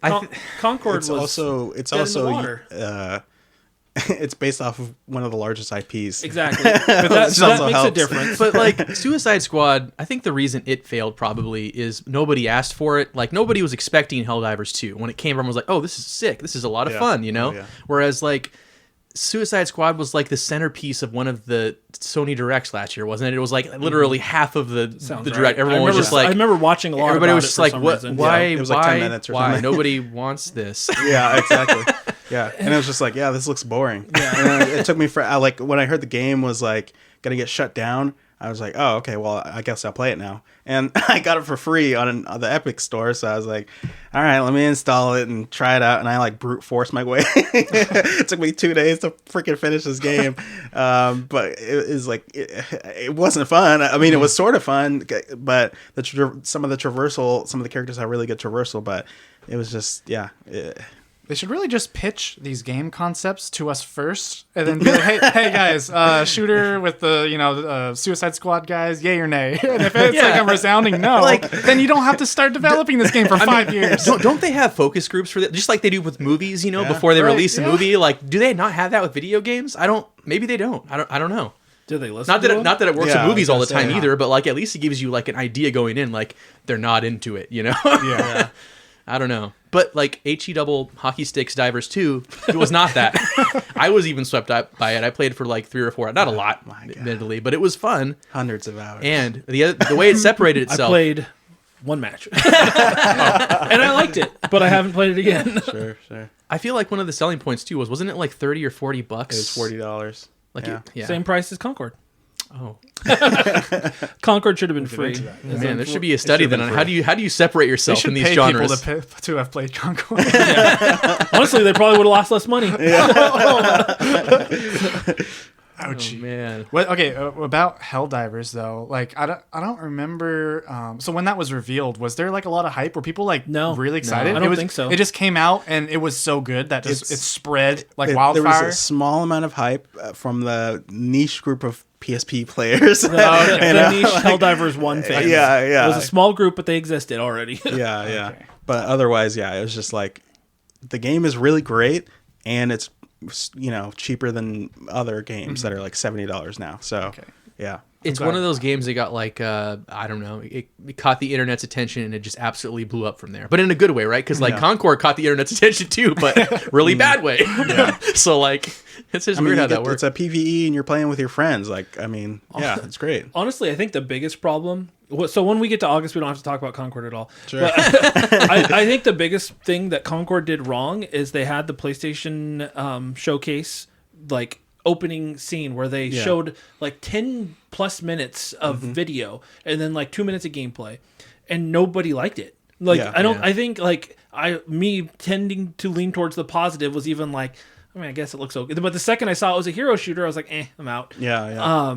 And like I wasn't impressed by the opening trailer. I was just like, whatever, could be good. But I wanted like a 1-player like story-based game to possibly. But it was a hero shooter. I'm like, I don't care. That's where I thought it was going. Yeah. It's like I thought it was like the trailer was like, oh, you're a bounty hunter or whatever, and I was like, hey, this is great, you know. And then it cut to the gameplay, and I was like, oh, okay. I honestly think they shot themselves in the foot. We're just shooting people. Yay! I can do that in any other game I play. I do think that was the problem, though. I think if they wouldn't have made a big deal about it, like they almost would have just kind of what they did with Helldivers. Helldivers didn't have a ton of fanfare before it came out, and I think if they just would have maybe showed it once or twice in small trailers and then just released it, I think they probably would have done a lot better. Or honestly, just be honest about what it is. Just be upfront. Like, okay, just show here's the our gameplay, new shooter.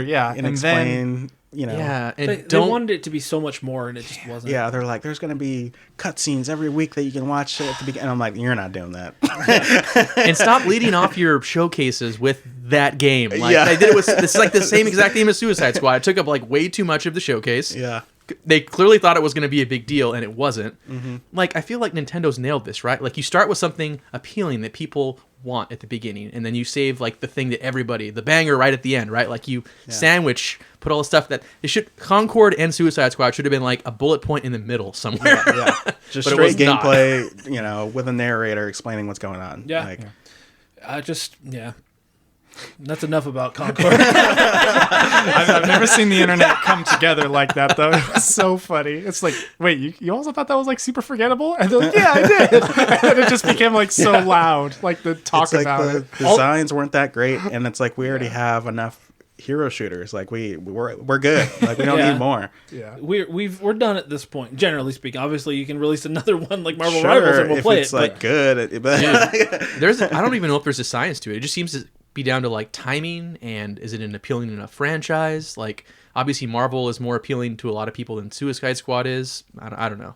It's kind of hard to nail what makes one successful over another, aside from like too much focus on one versus the other. I don't know. The Suicide Squad is really more of the Avengers. I don't know if you guys played that game, but it falls more into that camp where it was not like a multiplayer game necessarily. It was a single player game with multiplayer aspects that they then tacked on. What are they called? The things you can buy. The battle passes. Microtransactions. And then they force it on you, and that becomes their. And then they're already talking about the seasons and all the stuff that it's going to come out. Woohoo! And they both Avengers failed just a little bit less than Suicide Squad did. So it's obvious that this isn't working anymore. Maybe don't advertise in the reveal. Don't talk about seasons or battle passes. That doesn't get us excited. Show us a fun game first. Then we'll be down to pay. Yeah, like fundamentally, is it fun? Is it something I'm going to enjoy playing? That makes sense. And honestly, the Avengers game was fun. Like I did it. It was great. I enjoyed it, but nobody cared because of how much they pushed the stinking battle pass and microtransactions, and I don't blame them. It probably comes down to like how much they invest in the game itself. Like how much money do they throw into Concord? A butt ton. And Suicide Squad is probably similar. You know, whereas like something like Helldivers was a smaller project, expectations were lower, and it blew up, right? Like it broke the internet. People couldn't get online. The servers were down because it was just so many people playing. I remember trying to get on and being like, okay, well, I'm not playing today. It happened again, by the way. Did it really? Yeah, because of the new faction that just came out and announced at the Game Awards. They were like out now, and then they couldn't, like nobody could play because it was broken. Rodney's like, I never stopped. I was already logged on. I was locked in. That contrast though is like that episode of SpongeBob when Neptune is making a bunch of Krabby Patties and then SpongeBob's just making his one Krabby Patty with a lot of love. It actually tastes really good, whereas Neptune's tastes terrible. No, that's a very good comparison. I've never seen that episode though. It's great. It's a good episode. Yeah, I haven't watched a lot of SpongeBob. Like I've seen some, but I need to watch more. You should. Good show. Good show. Seasons 1 through 3, and the movie. I haven't seen the movie either. Movie's great. It's good. Yeah. I like it. Well, another big February launch was Persona 3 Reload, which was a complete remake of Persona 3 from PS2. So that was pretty big. And then, some other small stuff here and there throughout the month. Lots of RPGs this year, but the big one in February... Okay, hold on. The two big ones in February were... Balatro, which ended up being a Game of the Year contender. That came out in February? Yeah. Wow. Dang. Feels recent. I know. It's because I don't think it started getting like all the talk until a few months later. But yeah, that a big one all the way back in February, and another Game of the Year contender, and one of my favorites of the year, Final Fantasy VII Rebirth came out in February as I thought well. you were going to say Foam Stars. Foam Stars! So Never Foam forget. Stars is actually kind of fun. Oh, yeah. But it's dead already. So Oh, wow. just another, it falls into that same category. But it was Splatoon, basically. But prettier. It was a very visually appealing game. Maybe that can be a different episode. Like trying Foam to. Stars? Yeah, just the Foam Star episode. No, Well, tell me about your favorite Foam Star because character. I played about 100 hours of it. No. Did you really? No. I just think like all these like new IPs that like Concord and Foam Stars and all these like, why did they die? Like maybe we could, somebody could do some research into figuring out like what caused it. Maybe it was the time of year, or like why didn't it work? You know what I mean? Why did it fail? I mean, it's hard to like, with Foam Star specifically. It seems like games like that, like from the very first frame, everyone's thinking Splatoon immediately, yeah, and so they like- think rip off. yeah. Regardless of how fun it was. I know I did not play it though. I think I might have demoed it at PAX or something, but But yeah. Power World didn't. I was gonna say, you're there's right. Power You're World, totally right. Well, and it's okay, a copy. that's different. I feel like Because it is doing something different. yeah, like it's not real. It's fundamentally not different, but go ahead. It look, Oh, I see what you're saying. yeah. They like, straight up rip Pokemon yeah, skeletons. yes, they Yeah, did it. I think the difference is like the game itself and what you're playing is more like survival. I don't even know what the genre would be called. Like, That's fair. Yeah, fundamentally, that's it plays different from like your average Pokemon game. It may be a little bit similar to Legends Arceus in some ways, and that's probably why Nintendo sued. Which that was a big 2024 headline thing. But yeah, but you're right. Like I feel like Power World looked like Pokemon in a lot of ways, and yeah, like literally they ripped Pokemon models. But the game itself was a lot different than a Pokemon game in true. some ways. So That's true. And I played a little bit, so I do have some freeness of speech on this topic. I did enjoy the like 5 hours I played, but Okay. yeah, it's not But why did you only play 5 hours? because Felt like he was cheating on. I'm sorry, Pikachu. no. I felt like in order for me to be able to say anything negative about it, I had to play it first and be like, is it really this bad? Is it really ripping off? It is ripping off a lot of Pokemon stuff, but but the gameplay itself is not really Pokemon fundamentally. It's a fun game. I don't want them to die necessarily, Well, that's good. but I think with I don't Nintendo think any of us involved, were saying that, Nintendo but involved, okay. I think it might die. That took a turn. Did you see my face where I'm like, yeah. what? None of us were saying anything about it dying. It's another one of those weird things on the internet where people like come to the defense of this like little guy is what they were calling Pal World, when like okay, that's fine, yes, you're the little guy, you're not popular yet, they blew up overnight, so don't feel bad for them. They made a crap ton of money and they did it to some degree on the back of literally things that were made by another company. Literally.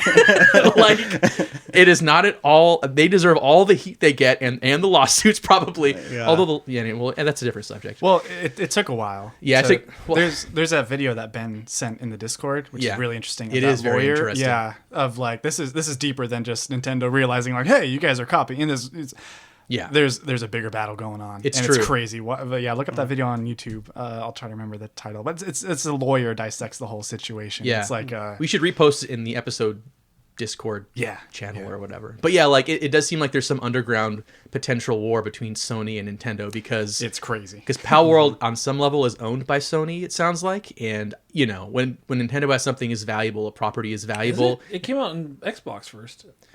I didn't know. I think that. You have to watch the video. Yeah, watch the video. Watch the video. It's a very interesting take on like what the whole take on, because they could have sued them on the front of like copyrights, copyright infringement, but they didn't. They did it on patents, which was very interesting. And like, yeah, I'm explaining this terribly, but So, like the channel name is Moon Channel. Mm-hmm. It's a Pal World after all. Is what the video is called. yeah, Really good. I was watch. glad Ben posted that. Like that was a very interesting watch. Yeah. Yeah. I mean, it kind of sifts through all the BS that's online and kind of like There's shows a you lot what's of that. it. Bulbasaur. Yeah. What that stands for. Yeah. Yep. Yeah. Keeping it PG here. Yeah. But hey, if you want to play Pal World, it is pretty fun. It's pretty fun. That's good to know. Pretty good to fun. know. It got a Pretty James. fun. Pretty Yeah. fun. Pretty fun. Pretty fun. I enjoyed it. This is coming from a Pokey Ultra fan. Uh-huh. Yeah. Wow. Okay, so moving into March. What comes after? Yeah. What comes after February? I had to remember where I even was. Are we still in March right now? We're in March right now. Okay, cool. Just start. Are you about to go into April? He literally just said the name. He just said March. Are you doing okay, bro? I'm thinking. I'm like already like 2 months ahead of you. Like I'm used to you being kind of mentally checked out, but this is different. All over the place. It's been a week. concerning now. It's been a week. It's been a week. Let's do March. Are we in March? Yeah. All right. Into March now. Okay. We're going to talk about Unicorn Overlord. Came out this month, which is a game I want to play and still haven't. Pretty small month, though, until the end when we got Dragon's Dogma 2 and Princess Peach Showtime, which, of course, those two are not on the same. They came out the same day, though. Wow. And I haven't played any of these March games because I was too busy playing Rebirth still during March. But Dragon's Dogma 2, I know, was a pretty big release. And honestly was surprised it wasn't up for Game of the Year. Yeah, I was going to say. Yeah, a lot of people liked that game. Yeah. Weird. Yeah, because this game definitely had a lot of positive boom for it. And I know Joel really liked it. Mm-hmm. Yeah. Joel. Joel. That guy. Yeah, other than that, March was pretty slim pickings. Did you have something you wanted to say about March, James? No, I think I think what I wanted to say was that I'm surprised that I've played a game from each month so far. Like I played January, I played Prince of Persia, which I really liked. Excellent Metroidvania, highly recommended. Mm-hmm. I played a little bit of HE Double Hockey Stick Divers 2 in February, of course. and I played Balatro from March, although I didn't play it in March. No, Balatro was also February. Ah, crap. Well, it felt like 3 months represented. Your transitions through months are confusing. Nope, he's saying them out loud. In order. And now into June. I knew this was getting weird. Yeah, good job though. You played 3 games. I played 3 to this first 3 point. months. That's not bad. That's not bad. Yeah, actually. I mean, for me it was just 2 because I only have played Final Fantasy and Prince of Persia. But I'll talk about Final Fantasy a little bit more later. But Prince of Persia, just to piggyback off what James said, it is a fantastic Metroidvania. Yeah. Like absolutely fantastic, and it's a shame it didn't do better. And I think they already shut down the studio that made it. So sad. Because it was honestly probably top 3 games of the year for me. Wow. And that's including games not just came out this year. Like I loved that game. It was so good. You can spoil it for me. Does he find the crown?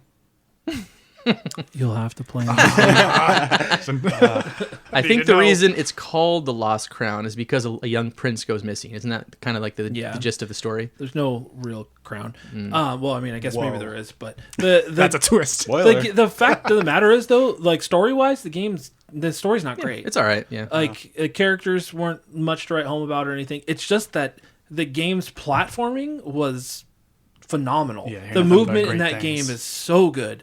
Action is great. Yeah. The battling. 100%. Like, Visuals looks great.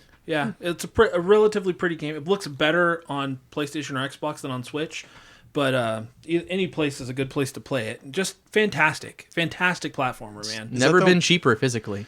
Yeah, And we probably won't get another one, which is sad. Ubisoft. Yeah. I just bought it on Switch when it was $15 at Best Buy because I think I rented it through GameFly because I'm a weirdo like that.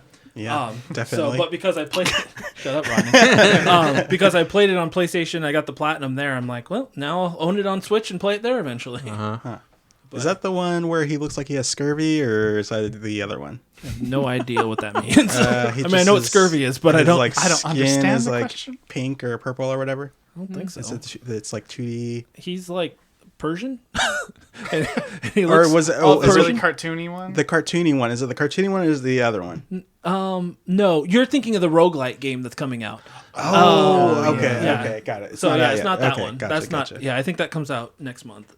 Gotcha. I don't know much about that game, but yeah, no, this is not. Oh, that. it's the one. Okay, yeah. No, I know which one we're talking about. Yeah. It's really good. Like absolutely solid platform, Metroidvania platformer. Okay. We'll see. Highly recommended. I'll try it out. Very cheap. Yes. Yeah, definitely. It goes on sale every time there's a sale. it's on sale. Like, it doesn't matter. All right, now we're getting into April. And one more time? No, I'm just kidding. are you sure we're in April? December? So November. So some of the slightly more notable games that came out this year, Dave the Diver is one I have on my list to play because I hear that's extremely good and a great indie game. A game that I was super excited for, but probably wouldn't get a mention otherwise. Jaiden Chronicle 100 Heroes came out in April, and that game was fantastic. And other than that, the next big one was Stellar Blade, which I still haven't played, but I hear that's a fantastic action adventure game. Yeah. But definitely a smaller month. Sorry. No, go ahead. It's just Gonna geek out about Stellar Blade. That one, yeah, I got another hot take. No, that one is also a copy, though. Stellar Blade is? Yeah, it's like a copy of Nier Automata. I don't think so. Is it? It's like a character action, and you have a little guy that floats next to you, a little robot man, and you're running around, right? I haven't played Stellar and Blade. he plays a girl. But they're doing a Stellar Blade risque. Nier Automata crossover. Are they really? Yeah. Okay, well then there you go. So they So get I was right. along. So, they're but not like, fighting. but it's like that's a copy, and it was successful. You know what I mean? Mm-hmm. So Yeah. Oh, I see what I think it would be a good Copy episode. what like works. why? Yeah. Yeah, because it's like why is one copy working and one Yeah. copy doesn't work? It does seem to be somewhat come down to timing, but I think like Jaiden said, if it's a good game, and I think this game generally had pretty good reception, Stellar Blade did. Although most of the the discourse I remember around that game had to do with these scantily clad characters. So And how they edited them. yes. The internet was not happy. Anyways, Yes. I don't want to hear an opinion from somebody who likes Stellar Blade. in that way. I don't want to hear about. I don't want to hear anything from a guy that mods Why Stellar do you Blade. play games like that? I'm confused. I've never played the game, but I don't want to hear anybody. I don't want to hear that guy. They're like, April was the best month in video games. Has anything else even come out since then? I don't want to hear any other reviews from that man. Man, honestly, I'm looking through May, and there's a lot of stuff that came out, but not a lot worth mentioning. Endless Ocean Luminous came out in, Yeah, you're right. in Let's May. move on. That was big. But it disappointed people, didn't it? Endless Yeah, Ocean? I don't think anybody even has talked about it since the day it came out. Sad. May had the reveal of Concord. That's all I had in my notes. And me Yeah, touching on that already. Move on. You want to talk about Concord? I'm gonna take Encore. I don't think anyone wants to hear about Concord anymore. Yeah, I know. May typically is just that month before all the game announcements, so people are just waiting for June, it seems like. Oh, I guess Senua's Saga Hellblade 2 would be a big one. I haven't that is played those true. games, but they seem very popular, and they're always up for some level of award. I know it won something at the Game Awards this year. I think the voice actor and/or Yes. That's right. from it, not just voice actor, they did live capture too. I feel like, and she won an award for that. It's supposed to be a really good game, or at least critically. Critically, Too spooky. So they say. it's pretty spooky. Not gonna lie, low key. Too spooky for me. Oh, okay. So into June. Any games in June you guys were excited about? Let me think. No, I don't know, Chris. I don't have what it open games in front came of out in me. June? Yeah. You guys Give are me a terrible list. at Give me a this. name here. So June was not a huge month, but that is when the Elden Ring DLC came out, and little did we know at the time how controversial it would be. No, it did kind of take over the internet as well. Yeah. It definitely did. It's Elden Ring. Still Wakes the Deep came out that month, and I hear that's a really good survival horror game where you're stuck on an oil rig out in the ocean. That one. Yeah. That game looks really I keep good. forgetting the name of that Pass on that, but yeah. The Smurfs Village Party came out this month. Wow. And then Luigi's Mansion 2 HD came out this month. So not a lot of crazy big stuff this month. But I mean, still decent stuff. Yeah, and they did have the June Nintendo Direct, which, this year, I think in general for Nintendo, we didn't have our expectations high. Where it's like, okay, either the Switch 2 is getting revealed any second now, or if there is a Direct, I'm not expecting anything, right? But we got Echoes of Wisdom revealed, the new Mario Party, and then we finally got Metroid 4, Metroid Prime 4. Oh yeah, the The trailer. reveal for that. Heck yeah. So that was pretty big. I was not expecting a Direct to be that Yeah. that good at Brothership. this point in the Switch's life now. Yeah, that was a And banger. Brothership. Yeah. That was a banger direct. Marvel. For sure. Marvel. The fighting collection. Marvel vs. whatever. Capcom collection. Yeah. Have you got it already? Physically. Nice. Yeah. Oh, wow. Mentally as well. Just in my Emotionally, dreams. Yeah. spiritually. Yeah. No, the Xbox showcase that month was really, really good too. I mean, coming off a ton of bad press, which really Sony and Xbox both had bad press, but at least like Sony releases pretty good games every once in a while, and so like it's pretty hard for Xbox to like catch up from the public perspective. But their showcase in June was really, really good. We talked about it before at length, but it was good. Yeah, I would say this year one of the best things was the announcements. We got quite a few good announcements in the different directs and showcases and game awards. Yeah, a lot more to look forward to coming up now because of that. I think they announced Astrobot in June too, didn't they? Like Yeah, I remember I think like you're right. whatever the Sony show was pretty like lackluster generally speaking. It definitely lost to Nintendo and Xbox in quotes, but yeah, Astrobot got announced, and so that was pretty fire. Yeah. Fire. Then we get into July, and we got the release of the new Final Fantasy XIV expansion, Dawn Trail, which is definitely something a lot of people are excited for.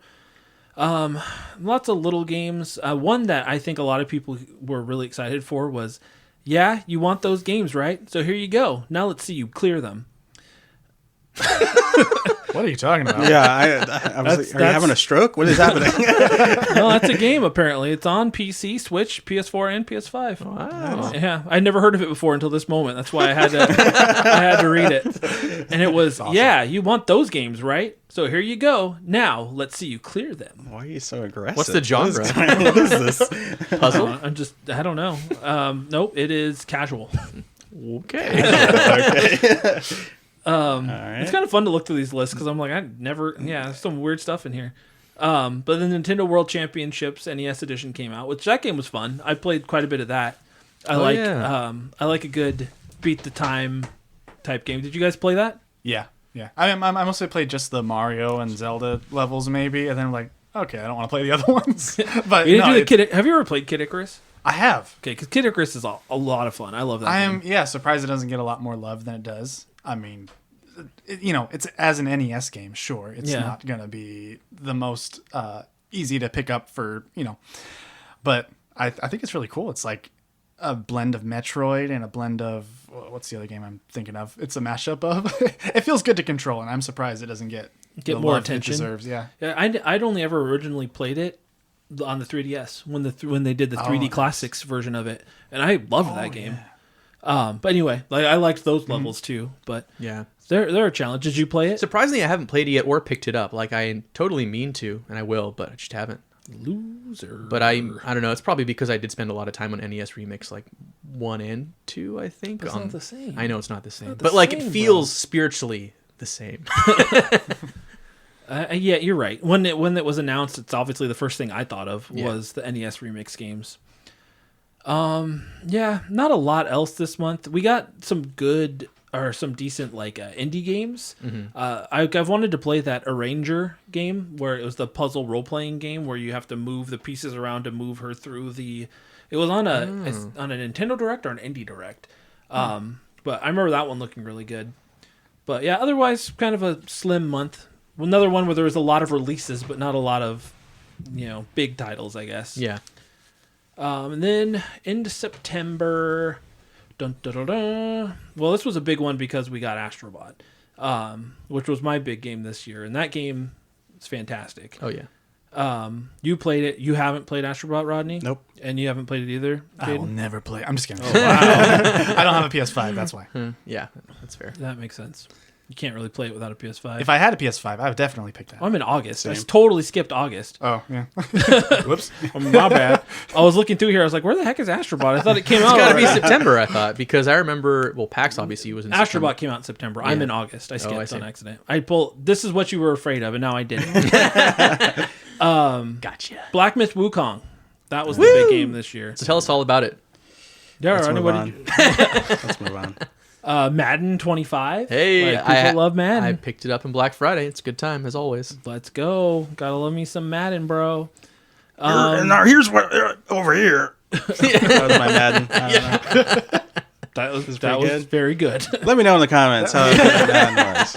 Rip John Madden. Sound right, but I don't know enough about Madden to dispute it. Oh, come on. Another game came out in August. I believe it. Concord. Concord. Hey yo. Yeah. Everyone's favorite. Yeah, everybody loves Concord. And then The Lord of the Rings Return to Moria came out. Have you played that, James? You're a big Lord of the Rings fan. I am, but like in terms of the games, I haven't delved into the loader video game spectrum since like the old hack and slash GameCube, Xbox days. You know, those were some good games, but Some fan. Yeah.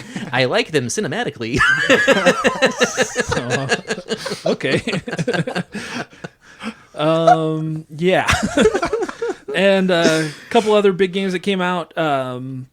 Emio, the Smiling Man from the Famicom Detective Club. That was kind of a weird announcement too. Yeah, that was Nintendo really pulled something weird with that one when they like were releasing little like teases on their Twitter account for it. Yeah. And then they were like, What "It's a new is it?" Famicom Detective Club game." And people were like, "Wait, what?"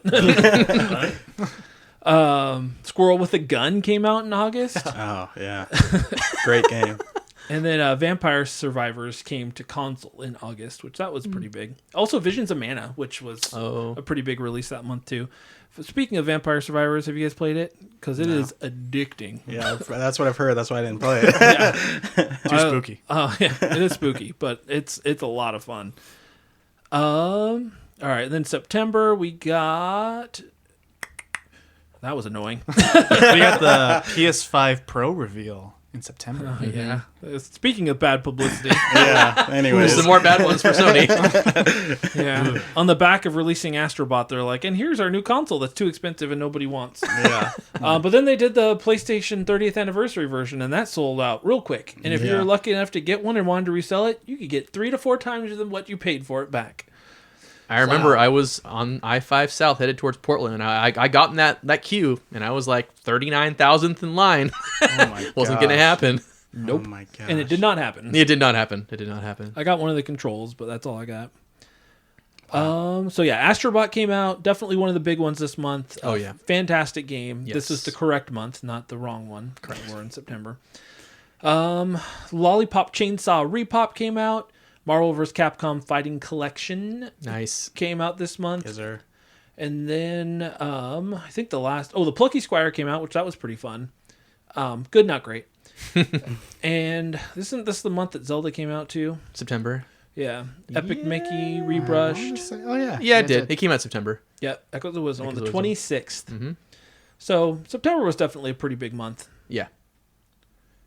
And you guys have already talked about Echoes of Wisdom. Obviously not one of your Game of the Year contenders. Cause It's not one of my Game of the Year contenders. Yeah, I don't think it was ever going to be with some of the games that came out this year, even if it was a little bit of a down year to some degree. One thing I didn't talk about at Echoes of Wisdom, now that you brought it back up, is that he's dead. traversal, really cool and creative. The combat's a little frustrating in Echoes of Wisdom. I got to add that in. Like you can't really like you can summon like the Shadow of Link if your energy bar is at full, but that energy bar like depletes pretty quickly as you're like you summon it basically like essentially an Echo of Link, and you're swinging with his sword and you're shooting his bow, you're throwing his bombs as you kind of collect these different upgrades of Link before you actually find Link. Hopefully, I won't say whether you do or not. No spoilers here. Now I have to play the game. I bet you don't. But it is pretty tough when they're like they do have these like kind of like Breath of the Wild like enemy areas where there's like a tower and a chest on top, and all these guys around them, and to unlock the chest you have to kill all the bad guys, right?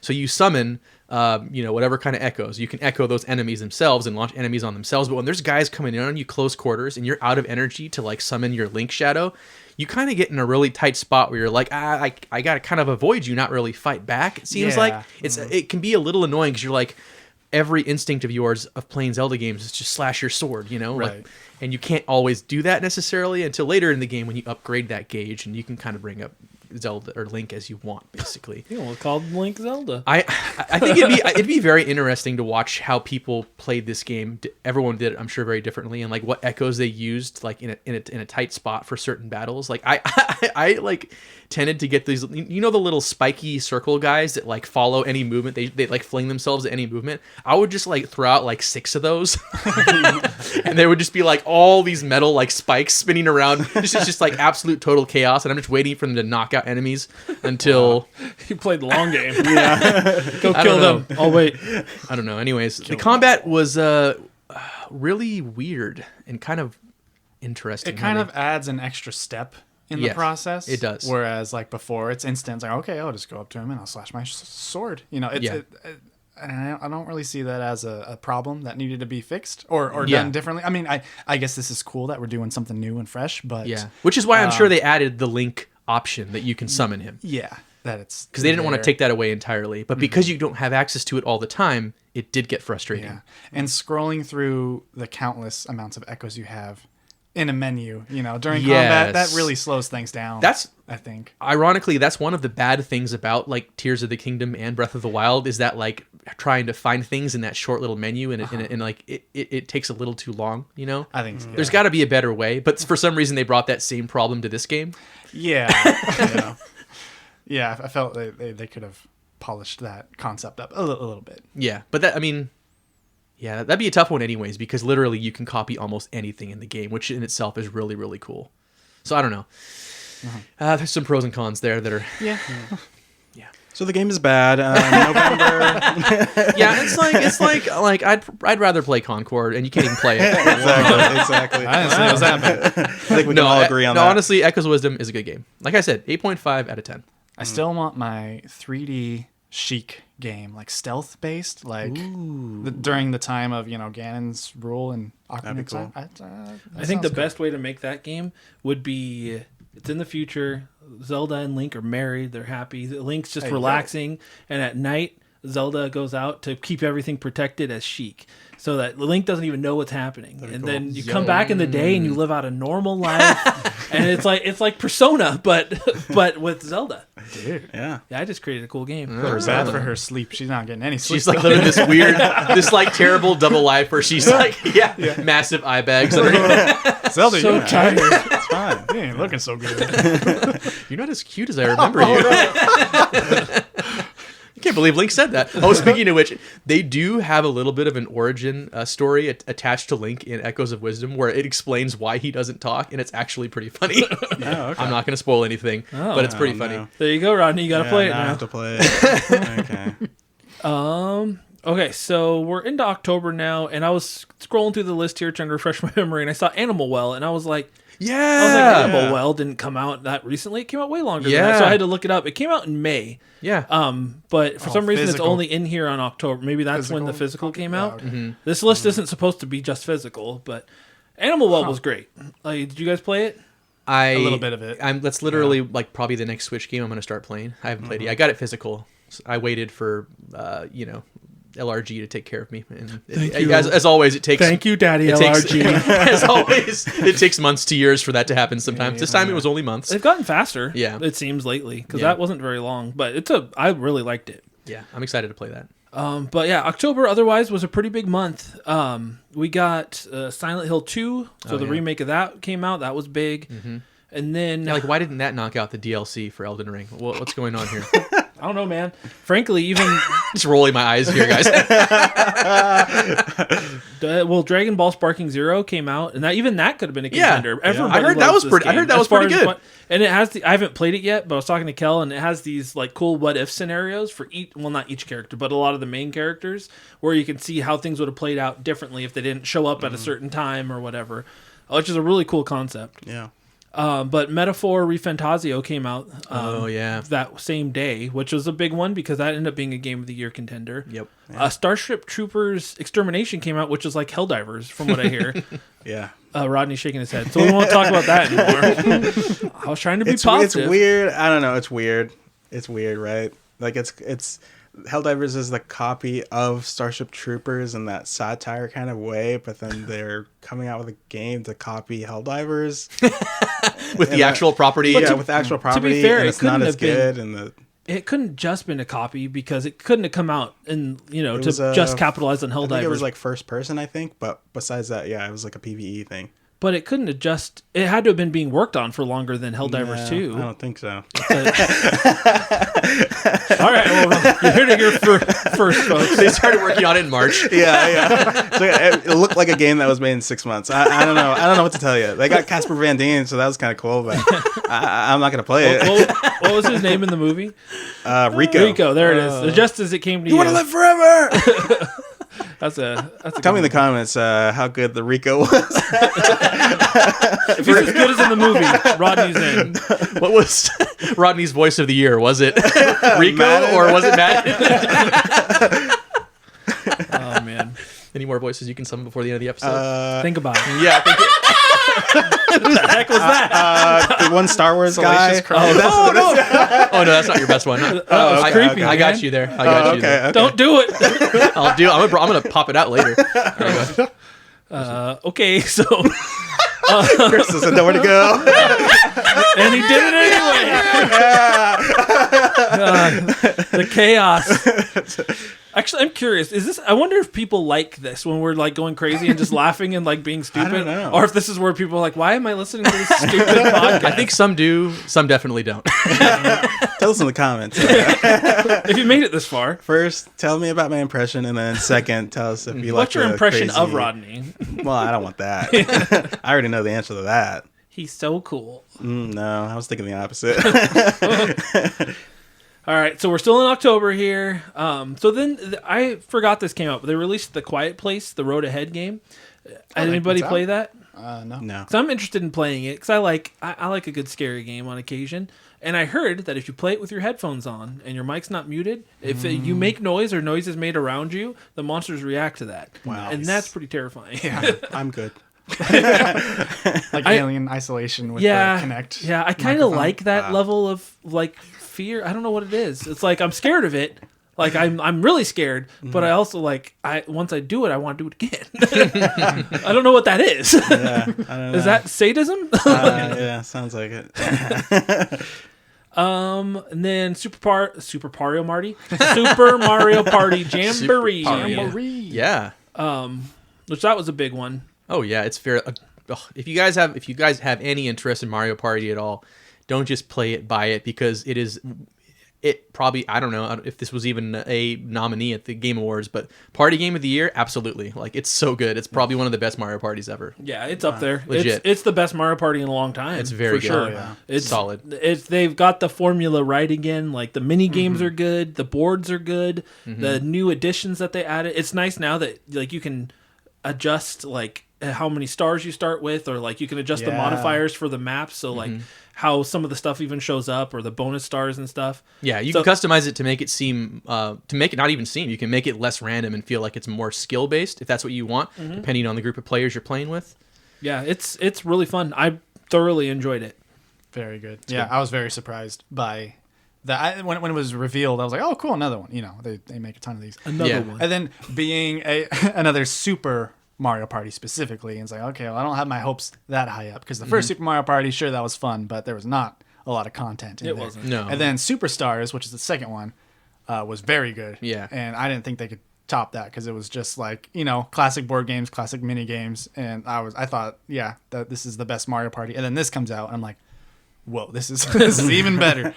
I was pleasantly surprised. I played so many games of this from since it came out in October. Yeah, really, really good. I'm glad like we're all in agreement on this, except for Rodney. Have you played it, Rodney? It's on the list. Can you do a Toad impression for us?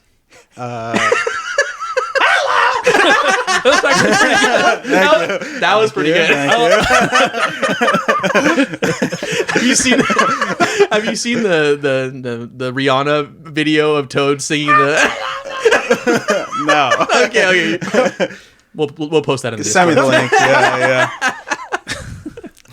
But Chris, with a Mario Party this good, like it makes you a little scared, right? You're like the next one that comes out, they're gonna drop something really terrible. They're gonna put us all in the same car again, like Mario Party 10 style, where we're just gonna hate it. You know, the like negativity. it does seem like Nintendo's listening on the Mario Party front now, which is nice. I think they've learned their lesson. Yeah, about dang time.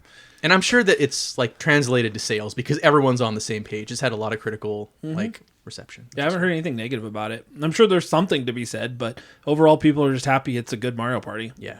It should have Dry Bones in it though. Yeah. That said, there's a guy. lot of playable characters. A lot. Like Except Dry Bones. I don't know why. Is Dry Bones your go-to? Yeah, He's my top 3 he's my go-to. favorite. oh, I'm Yeah. sorry, man. That all sucks. good. I usually go Koopa Troopa, but I like Dry Bones just as much. Don't write off the possibility of DLC. Oh, that's what we all love. There you DLC. go. DLC. Everyone's love. Maybe it might get nominated for Have they- game. have they done It'll get DLC? nominated for Game of the We Year all next love year. DLC, right?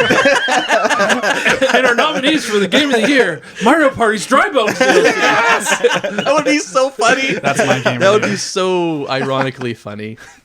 How much do you want to bet they just threw in DLC just to get people just arguing about it online and stirring up artificial buzz about the Game Awards? Oh yeah, Maybe, very, very yeah. possible, I think, I think It's so. possible. because they didn't win. Yeah. So I think part of it is also like there's the fan votes, but then I think it's like the critics vote is more important for like all of the Game of the Year stuff. So yeah, I think that's why, because it was like, oh, it's so good. I was like, I mean, I guess I don't know. It's a DLC about Like, it. we Okay. know it's more Elden Ring, so it has to be good. mean, I'm but sure it's it's still good. it's still Elden Ring. It's still Elden Ring. Didn't win last year. What or are we whatever. doing? Anyways, I'm done with that. Oh, you're done good with October. your DLC hate, and we're not even done with October. Hope. This is a great October so October, far. October was stacked. Wow. Because then you guys thought we were lucky to get one Smurfs game in 2024. We got the Smurfs Dreams. Who's making Smurf games, man? Who's a fan of Smurfs? Okay, And who's playing the games? Because I don't want to hear that guy's opinion on any other games. I don't want to hear his I reviews. just can't believe we got 2. He's in the same. He's in the same category as the Cellar Blade. I don't want to hear. okay, this is how you know they don't have focus groups and like people like green lighting ideas like this or voting on it. Like we're getting multiple Smurf games Yeah, in yeah. 2024. Like, is there any like actual like Smurf content that's not video games coming out, like TV shows or movies? Don't they use the term smurfing a lot now? I don't want to know what that means. No, it's gaming related. It's gaming related. Oh, it's like when you're like really good at a game, but then you start at a level 1. Oh, you create a new you account. create a new Smurf account. account. Yeah. That's probably the kids. All these new kids now. They're like, "Oh, I love smurfing," and then Yeah. they buy the Smurfs. And then, yeah, it's in the search engine, like the SEO, and they're like, "Guys, everyone loves Smurfs. We gotta make a game." gone wild. They keep talking about Smurfing. We're gonna release 2 Smurf games this year, guys. Oh, and if we release DLC, it'll get nominated for Game of the Year. Oh man. But and actually, a couple more good games did come out in October. We got oh my god, Sonic X Shadows Generations, which I haven't played yet, but I hear it's fantastic, and I love Sonic Generations, so I'm looking forward to playing it. We got East 10 Nordics, and then we also got the Pokemon trading card game Pocket Yes, big deal. Wow. to James. Big deal. And To Dragon. a lot of people. I know. I'm just. If all you play is mobile, you're probably playing that right now. I would bet money on it, and so would Game Freak or whoever makes that game. They obviously did, and they won. Yeah. And then Dragon Age: The Veilguard also came out. Veilguard? Veilguard, yeah. It's not a goat. Well, no, It's not a young cow. it is.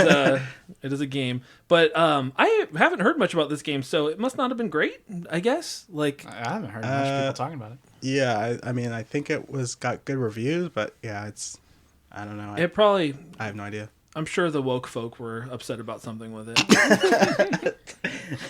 Jimmy, you're a little quiet over there. I would not. Do not classify me with those people, please.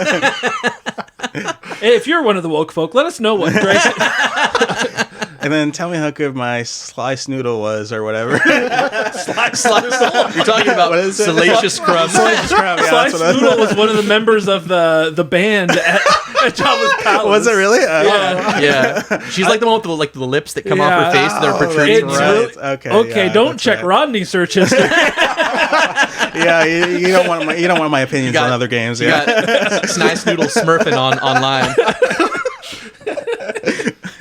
Oh man, I just think it's funny that you came up with a different Star Wars. Another more obscure character name. Another obscure Jabba the Hutt themed Star Wars character. That's wild. They're all just rummaging around in there. I don't know what to tell you. Kiara Mundi. Okay, never mind. I was gonna say all he's got is like Jabba the Hutt's employees until you said Kiari Mundi. Ben Fortuna. Oh man. So tell us if you like this energy. I'd be really curious. We're I don't know. Where are we at? October, November? We're in November. Oh, nice. We just finished October, stellar month. No Stellar Blade. No though. Stellar Blade. Yeah, that was old. But still in search history, but Slice Noodle Stellar Blade costume. Smurfy. Add all those words together. What happens? Oh man. So November, we got Mario and Luigi Brothership. Have any of you guys played it? Nope. I have not. I have not heard that it's very good though. Yeah. So I was was excited to play it, and then I heard it wasn't good, and I was like really bummed. So one of the podcasts I listened to, which is Generations Behind. So Tyler was on the last episode. One of the guys on there, Daily Beating, his name is Zach. He loves the Mario and Luigi games, and he's been talking about this game as he's been playing through it. And he's basically like, it's okay, but that's what he like. I don't think he's finished it yet, but I think the last episode that I listened to was kind of like, I like it, but it's overstayed its welcome, and I think he was saying there's some things that just didn't do as well as he would have liked, but probably still worth a play if you like the series at some point. I remember people were upset with one of the game websites reviews for it being really low. I'm like, oh, don't listen to them. This game's really good, blah, blah, blah. But like their complaints for their reasons for like not rating it super high were like, yeah, those were the issues I had trying to play. Like it was the second one and the third one. I think there was just so much talking. I mean, you know me, that's an issue with me, but like a lot of tutorials just to like learn how to do one mini game for this, segment of the game. And so, but even with those reasons, I hear people like that have played it be like, okay, yes, there's those issues, but it's still like actually really good. So I really don't know what to believe, but I don't have high hopes for myself. I don't think I would enjoy it. Not having played any of the Mario and Luigi branch of the Mario RPG universe, I'm not like super inclined to play it at this point. Maybe if I got it really cheap or something. Kind of feels like you might as well go and play one of the older ones first. Like, if you haven't played any of them, I mean, there's no reason you couldn't start here, but you have a collection of consoles where you could play other entries in the series. Yeah. I know Ben was excited about this. I want to hear his thoughts. I think Alex is playing it too. I think I saw him on NSO. I like Alex's opinions too. I think he's Ben, Alex, what do you think? Boys. Guys, hey, come on down. They're not here. Darn it. Next time. We'll have them waiting for this moment where we might talk about their thoughts on the same game. Okay, so November, we got Slitterhead. I remember a lot of talk about this game before it came out as like a horror game made by somebody important, like one of the Silent Hill or Resident Evil people, but apparently it wasn't very good because nobody's talking about it now. Made Evil Within, right? That guy? Oh, the guy who created Resident Evil, who was the guy who made Hi-Fi Rush. Oh, right. Yes. We're getting closer. My mind is blanking. Well, I don't want to sidetrack things too often, but this was also the same year in which, speaking of Hi-Fi Rush, Tango Gameworks, that studio was closed by Xbox. There was an incredible amount of layoffs in 2024, whether it was Sony or Xbox, just a crap ton, which was a really big downer. But that was addressed in the Game Awards too. How like there are some that are it's all good now. Yeah, that fixed everything. They talked about it. Those people are probably thriving. Well, we'll bring things up by talking about a big game from November, 420 Blaze It 2 Game of the Year. Oh my god! Wow, man. So many hours I wasted playing that game. I don't even. That's a game. Apparently, it's on. It's probably on Steam. But wow, that's going to be on a future collector's edition someday. Oh man, you guys buy 420 Blaze It? It's worth $150 now. CIB. Oh, bro. Oh, let's see. Dragon There's Quest. only 12 copies. People use the rest to blaze it. Dragon Quest 3 HD 2D remake came out. Oh, yeah. Lego Horizon Adventures came out. The first Horizon game to go cross-platform. Weird. Go. Very strange. Why did that game get made, man? That's so weird. That definitely fell into the, why is this happening? Yeah. But Yeah, it might be very good. strange. I don't know. That's so funny how every Horizon game comes out around the same time. Either what was it? Both Zelda game, both Tears of the Kingdom and Breath of the Wild. Mm-hmm. Yeah. It just varies closely, and then this one to come out so close to the Echoes of Wisdom. Yeah. The smaller cutesy one. Yeah, it's like always overlooked by something, Yeah. which is really funny and sad. at the same Some time. executive was like, no, not again. Are you kidding me? Why does this keep happening? Oh yeah, wasn't the second one? I think Elden Ring was. Elden Ring. Elden Ring was Okay, launched at that's like what the it was. same time, and they're Yeah. just like, It's like, "Well, that's oh. nice." Yeah. Well, Someone that's better move out of the way. I know Rodney really liked this one. Towards the end of the month, Rent a Girlfriend, the Horizon and the girl in the swimsuit. Of course, yeah. I'm the only one not married, so yeah, that makes sense. Fine, Rodney, I liked it too. These weird games. I was going with your search history. Oh, right, yeah, It's of wild. course, So why yeah. wouldn't this be on there? Right. There's some just crazy games though. There is. Did Date anything come out yet? No, I don't think that's out yet. Oh, okay. Okay, never mind. That looks like a crazy one too. I look forward to hearing Hannah's thoughts on it. And then that's basically it for November. Not as well stacked as October. But then that gets us into December, which we're not done with, but we basically are. And there's not nearly as much to talk about. December's usually pretty light. Let's see here. We did get Fitness Boxing 3, your personal trainer. So Rob, now I rock a Teller suit. Very excited to add to his Fitness Boxing collection.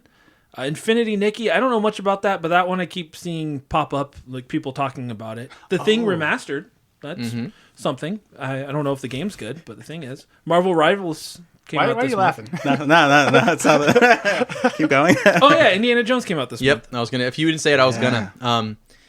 I don't know what it is about. I mentioned this in the Discord, but there is something with Xbox releasing games literally the week or the week after the window closes to be recognized at the Game Awards. Like they did it with Halo Infinite. They did it with Horizon. The driving one. Yeah, the driving Forza one. Horizon. Forza Horizon 4, I think it was. All games that were critically very well received, but because of when they were released or dropped, they don't get considered at all in the Game Awards, which is really a big deal, right? Because it's a big... You get a lot of publicity, obviously, if you're on the Game Awards. They probably are just that nice. They just don't want that. Yeah, they want to. They want everybody else. They to want to have let it. Sony and all the other brands guys get all take the this. love. Yeah, it's just, what is that all about? Because by all accounts, this Indiana Jones game is really, really good. Have you played? You've been playing it? I am going to play. That's the game I'm going to play next. I just rolled credits on Astrobot today, actually. Oh, So- but did you 100% it? It's easy. No, platinum. I'm going to platinum it because I like the game. So I'm going to You platinum can't it. beat it unless you 100%. Yeah. No, when I Unless you have really the imaginary when awards. I really like a game on PlayStation, I will platinum it, no matter how much it They're hurts not my fingers. imaginary. They're real. That glare. It's not. It's an easy 100%. Yeah. And an easy imaginary reward. Wow. Who invited Rodney? No, I mean, James. you already, No, I didn't. They already had the achievements episode or trophies episode, whatever. Kind of umbrella them together. But like, I'm not like fascinated by them. I do appreciate them though. And if Nintendo, whether if I had the option to have some kind of trophy or achievement system on Nintendo or not have it, I would absolutely take the yes, give it to me, right? Like, even if it was just one, like, I finished this game trophy. If it was just one trophy per game, like be able to display that would be great, I feel like. And I don't think they're going to do it on Switch 2, but I'd like it. But why is that? Why do you want that one trophy even? Or that one achievement? I think, Because it's nice to show people, like, I did this. like whether they care or not is look at one what I thing, did. but like to have Rodney. it, to be able to display it is something. It's worth something. It's worth something. Like, there's a reason there's leaderboards, right? There's a reason people chase number 1 or top 10 on a leaderboard of whatever game you're playing, because they want to see there's a reason way back in the 80s and 90s people play arcades while you put in a billion quarters to get your 3 initials, even though they can't see your name on top of the list, because you want that recognition. Like, You compare with your friends. I'm better than you. Idiot. On some level, that is what it is about to some degree. Like, comparisons that are valueless, but to yourself, it could give a sense of accomplishment. I do think Nintendo should do that with Nintendo Switch 2. Do I think they're going to do that? No. Nintendo, I don't think they're going probably to. not. I do. Well, this isn't a trophy/achievement episode, but one thing I do kind of like what you talked about. I like to, if somebody else is playing the same game that I am, I like to compare, because I can't see where they're at by anything other than their trophy list. I'll compare like where we're at by our trophies, and then make it my personal challenge to beat it. I must have more. Even if you platinumed it, you're like, I need a higher percentage point. I need to do more. I feel like it's like people who eat cilantro. You know what I mean? What? It's like some people eat it and then they taste cilantro, and some people eat it and it tastes like soap. It's like some people like achievements and they want to do that. I like to play the video game. Wait, so which one's the soap tasters? Soap tasters? Oh, well, I mean, people who eat soap are probably the same people who like achievements, but that's neither here nor Where there. do people that eat soap come into this? You know what, Rodney? You have a lot of opinions, and most of them are wrong. Yeah, of course, absolutely. Tell me in the comments how wrong I am. But I still appreciate that you're like, here. I agree with Chris to an extent, but I do agree with you guys too. Like, I feel like I'm riding the fence a little bit because there has been So a you time can play both sides. Yeah, I can play both sides. Oh yeah, So I end up on top. Oh yeah, like yeah. I'm just saying, there is a point I reach with achievements and trophies where it does start sucking the fun out of the video game. Like if I get to a point where I'm like, I don't want to do this anymore. Yeah. Then why are you On to the next game. You don't. Yeah. On to the next game. You know, I'm not. Nobody should go for trophies if they're not having fun. Yeah. I feel like there's a balance there. I'm just saying. I never said that. I'm just saying, Chris. I think there's people even more than you. They're like they'll like it is such a mission in their life to get all the trophies and achievements that like they're going until their eyes bleed, whether they like it or not. And you know? I've done some stupid stuff too, but it's because I like the challenge usually. Yeah. But the best example right now would be Final Fantasy VII Rebirth. I loved that game. Mm-hmm.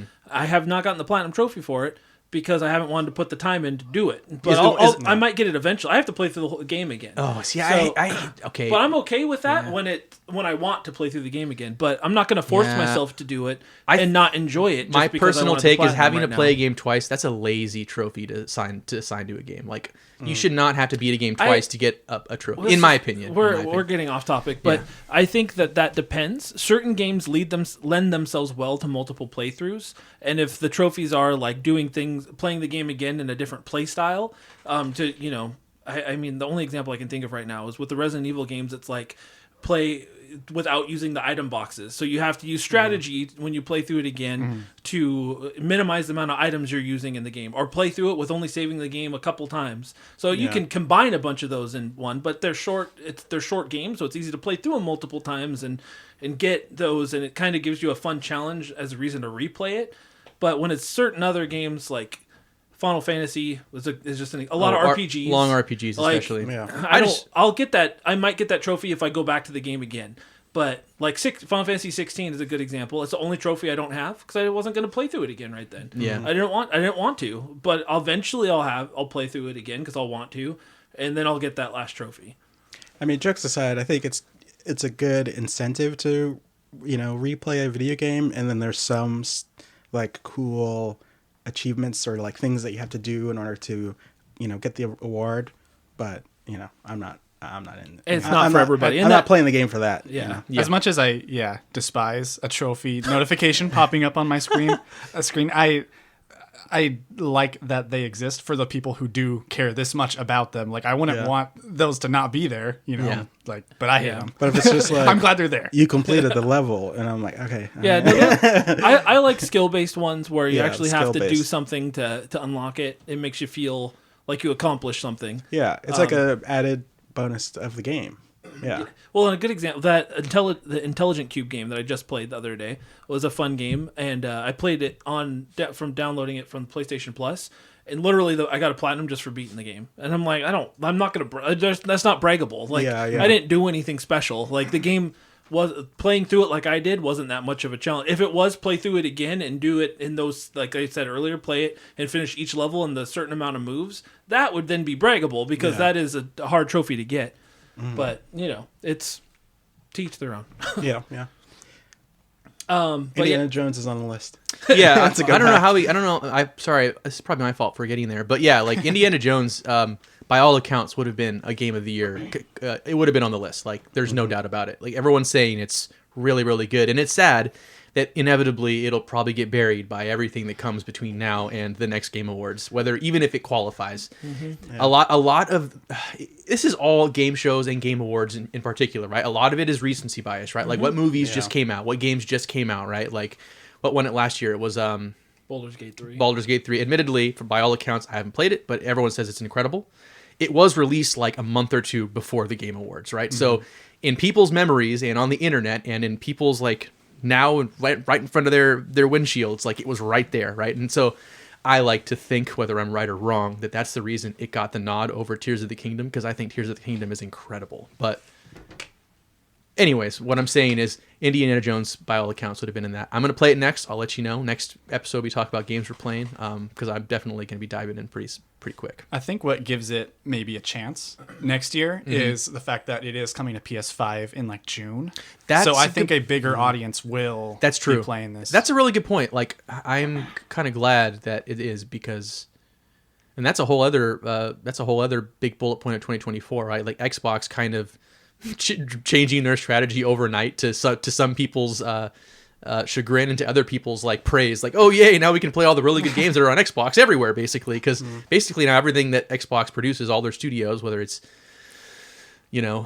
I don't know, they have a lot, but all their games, it seems, are going to be multi-plat moving forward. It seems like they're going to have very few exclusives, maybe Halo. Even then, can you imagine? Like, it wouldn't shock me at all the way things are moving that Halo is eventually on PlayStation, just because they're just trying to make money now. That's all they care about, is making money. And they haven't been hitting it out of the park with Halo for a while either. So I think by releasing it multi-platform, they're just upping their chances of it selling more. So why not? That's kind of what these game makers have to do, like with like Spider-Man coming to like PC, a lot of PlayStation games going to PC. It's like games are so expensive now that you kind of have to like widen the because it's just I think Sony should get away from it too. Like maybe they can make their exclusive longer if they want, but I think they should all go to Xbox as well. There's no point at this point to keep it completely exclusive.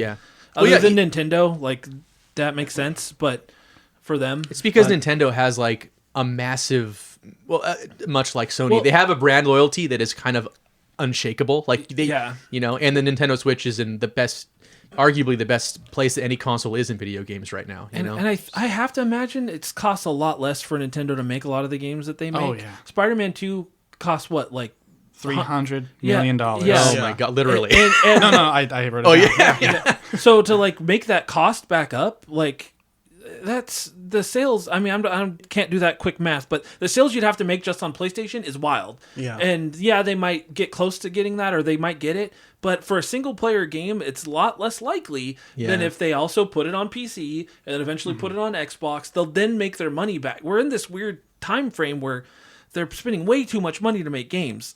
and way too much time. Yeah. And like Concord failed for multiple reasons, but if it had been multi-platform, maybe, it was on PC too and it still failed. Bad example. But but it's true. Like, whether they knew it or not at the time, Nintendo was way ahead of the curve because they're releasing games consistently and with high quality on average, that the other studios aren't, right? Even Sony, like, who generally has a good or a really good game or two a year, like, even they're kind of trailing off and not getting out as many games. Yeah. And like Nintendo, they've been behind on the power curve, but in terms of like releases and quality, there's a reason the Switch is kind of dominating right now. And it is a conversation piece for Nintendo Switch 2 too. Like, are they going to still be in that sweet spot where they're behind everyone power-wise, but still able to bring all the indies and some cross-platform stuff? I don't know. It's going to be interesting. I mean, Nintendo, the Switch is cheaper as well. Like, if the PS5 was $300, I mean, yeah, maybe I would buy one. But like, the Spider-Man 2 is going to be coming into the PC in like a month or whatever. So it's like, I'm not going to bother. How much is it? 500, 600, something like that. Like, and I'm sure I'm not the only one like that. So that's why they have to kind of diversify like that, because it's like not everybody has a PS5, so it's like they're missing out on a lot of sales or whatever. I think too, just on that point, I do think $500 is just more than your average consumer wants to spend on a console. Unless you're a PC gamer. Well, I mean, obviously you have the hardcores, like and then you have the people that do want it and get it eventually. But the example I was going with was last year, I think Microsoft did that crazy deal where the Series X was like $150 or $200 off. Like you remember, like it was like $300 or $350. Yeah. And that brought so many people into the fold of the Series X because, like my friend Caleb is a good example. He's never really been an Xbox guy. Not that he had anything against it. He just never had them. But at that price, he was like, yeah, I mean that's a good deal. So he bought one, and now he plays. He plays it a ton because he now has it on their main TV and he plays exclusives on it, and it makes sense. Like, but the price point makes more sense to people. $300 for a Switch is a lot more palatable than $500. Yeah, and the economy freaking sucks. yeah. So, and there's like the family dynamic too. Like if you have kids, like you're not going to buy a console for every person, you know. Like, and then if they're kids that are into Nintendo, potentially like they're probably each going to want a Switch. Which I do wonder what the price tag of that Nintendo Switch 2 is going to be. It's going to be interesting to see. If I was to bet, Nintendo's probably doing everything they can to keep it around $3 to $350.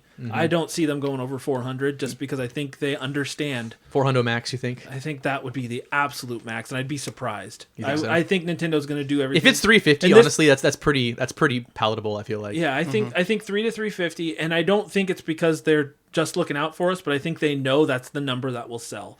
Yeah. And they're probably gonna, like you said, they'll probably be behind on, you know, a lot of the stuff that makes these consoles expensive in the first place. So they can probably keep their costs down anyway. Yeah. What's the cheapest Steam Deck price? 400 probably 3. Okay. I don't know. Joel would probably know. I'm thinking 400 is probably the lowest. This next one will go. I so? think. Yeah, they'll probably $399. I'm sounding like I know what I'm talking about, but I just could see them just still having the cheaper Switch, available to be the lower price entry. That's a good point. For a little bit. Yeah. Like they'll drop the OLED price or something to like $250, and then the Switch 2 will be $400, or maybe even like $200 or something. I'm just thinking because like these parts apparently are just not cheap right now, with PlayStation 5 getting a price increase instead of a price decrease at this point, like 4 years into its life. So, and when you're in people's good graces and you got the massive install base, which has now like they don't have to drop. I mean, how many price drops have they had on the Switch 1? Not many. It's been 300. They're probably not gonna.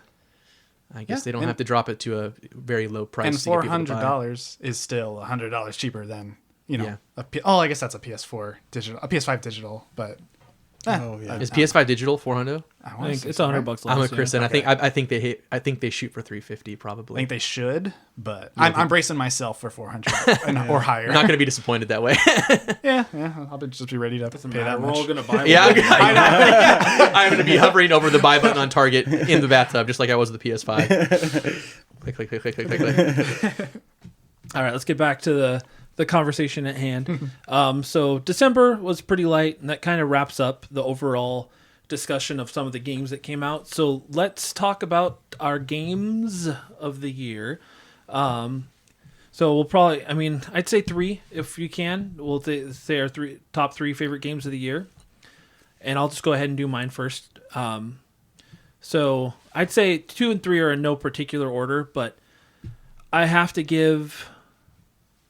It's kind of hard because Astrobot was so good, but I think at the end of the day, I liked Prince of Persia more. Okay. As far as the platforming in that game was so good, but Astrobot was so good too.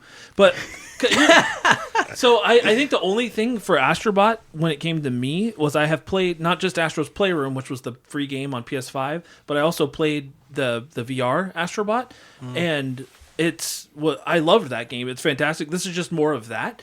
So to me, I absolutely loved it. It is one of the best 3D platformers that's ever been made. Probably only behind Mario Odyssey and maybe another Mario 3D platformer. Like, there's not much better than it. But because I played a full experience of this game, it didn't hit as hard for me as it did for others. I still think it was deserving of Game of the Year. But because of that, I kind of have to go with Prince of Persia because I really enjoyed that game. Like, it's been a full year basically since I played it, and it stuck with me. Wow. Like, the platforming in that game was so smooth, the movement was so good, the combat was so good. Like, I literally I liked it enough to have played it, beat it, platinumed it, and then bought a copy on Switch so that I could play it again in the future, because I know I will play it again in the future. Yeah, absolutely fantastic. And then, God, I should have wrote it down. I'm kicking myself right now because I know my other game was not. So Astrobot was 3 for you, and Prince of Persia was 2? Prince of Persia is 3. Astrobot doesn't crack the top 3, is what I was saying. Wow. Okay. It probably would have been 4. But Prince of Persia is 3. Screw my stupid brain, man. Why didn't I write it down? 7 remake. Well, that's 1. We all knew that was going to be number 1. Yeah. No, I Metaphor. haven't played Metaphor. Silent Hill. No. Animal Well. Stellar No, it Blade. wasn't. Animal Well was great. Concord. How did you know? Wukong? Oh my God! Well, now my number 2. My number 2 was not a game that came out this year, but it was. Yeah, that's fair. I remember that, but now I have to figure out what the heck it was. So my number 1 was Final Fantasy VII Rebirth. Shocker. Hey! I absolutely love that game. 140 hours, and I loved every minute that I spent in it. And that was, I didn't even do everything. Like, there was still stuff that I could do on that playthrough before I inevitably do a second playthrough at some point, because I want to go back to that world. The characters, I mean, I already love these characters from, playing 7 multiple times. But they have done so much to flesh out this world. This is the thing. This will drive me nuts until the day I die. When I hear people say they don't want to play Final Fantasy VII or play Remake because, well, how dare they make it into 3 games when Final Fantasy VII was 1 game when it came out in 1997 on 3 discs. That's not the point. You could beat Final Fantasy VII in 40 hours. Like, it's a 40, 50-hour game. It's a fantastic game.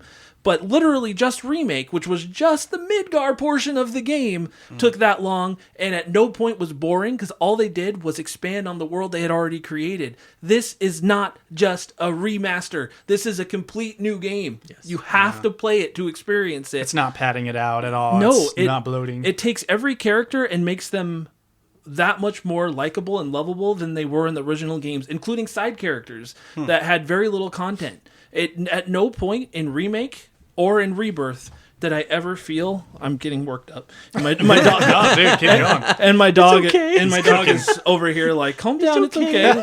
It's okay. Final Fantasy VII is Therapy cool. dog. Just a little bit, yeah. But yeah, it's that will be, because I hear that pretty often where people are just like, nah, like, this is pathetic. It's just just a cheap remake. I'm like, this game is so much more than that. They've remade everything in this game. The game looks beautiful. The music is fantastic. I just love it. The only complaint I have with Rebirth is there are too many mini games.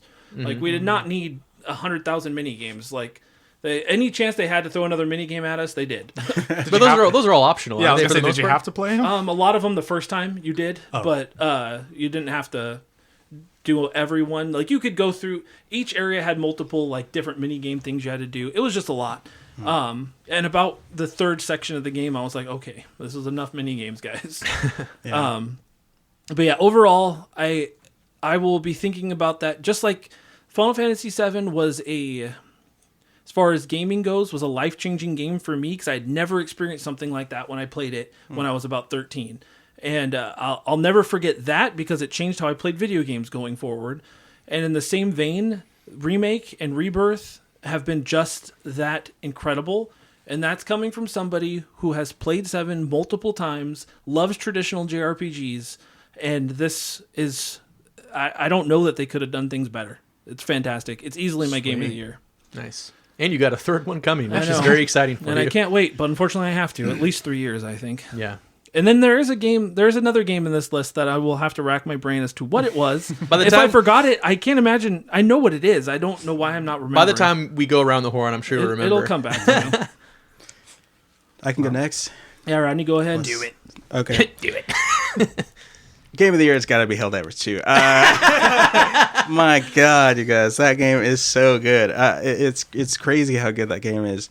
For $40, and they put so much into it. There's all these different weapons, and then the different factions you face, and then they just added a third one, which plays completely different from everybody else.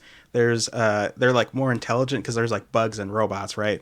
But then the third one is like this more evolved, alien, and they have these towers that you have to destroy, and they scramble. They're like psychic towers, and they scramble your brain. So you're trying to put in your commands to like call in a stratagem, and the D-pad like inputs keep changing. Oh no! Yeah, that's and, pretty like, cool. That's yeah, pretty cool. yeah. And it's like in real time. You're like, oh, I got it wrong, and then it switches, and you're like, oh my gosh.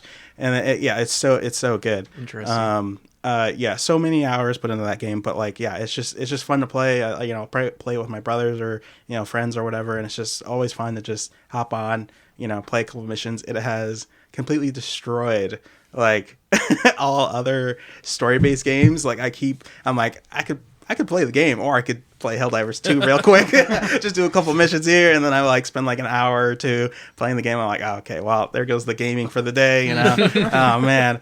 But like, yeah, it's just so easy to just slip in and play a couple missions or whatever in that game. So yeah, they also added a vehicle. Yeah, there's a vehicle in the game now, nice. So you can ride around as well. It's amazing. And also, I hate to say it, I'm disgusted with myself. I told James already. I got Game Pass. Yeah. Hey, no. I got Game Pass. How much did you pay for that? No need to be ashamed. Welcome to the cult. Yeah. I got Game Pass, and because I was looking at all these games on the Xbox app, and I was like, yeah, let me just throw $12 or whatever. And for $12, you get a lot of games to play. There's no doubt. I was surprised. I mean, like the games I was talking about earlier, I got Cocoon and Jasant on Game Pass because they were free. They were there.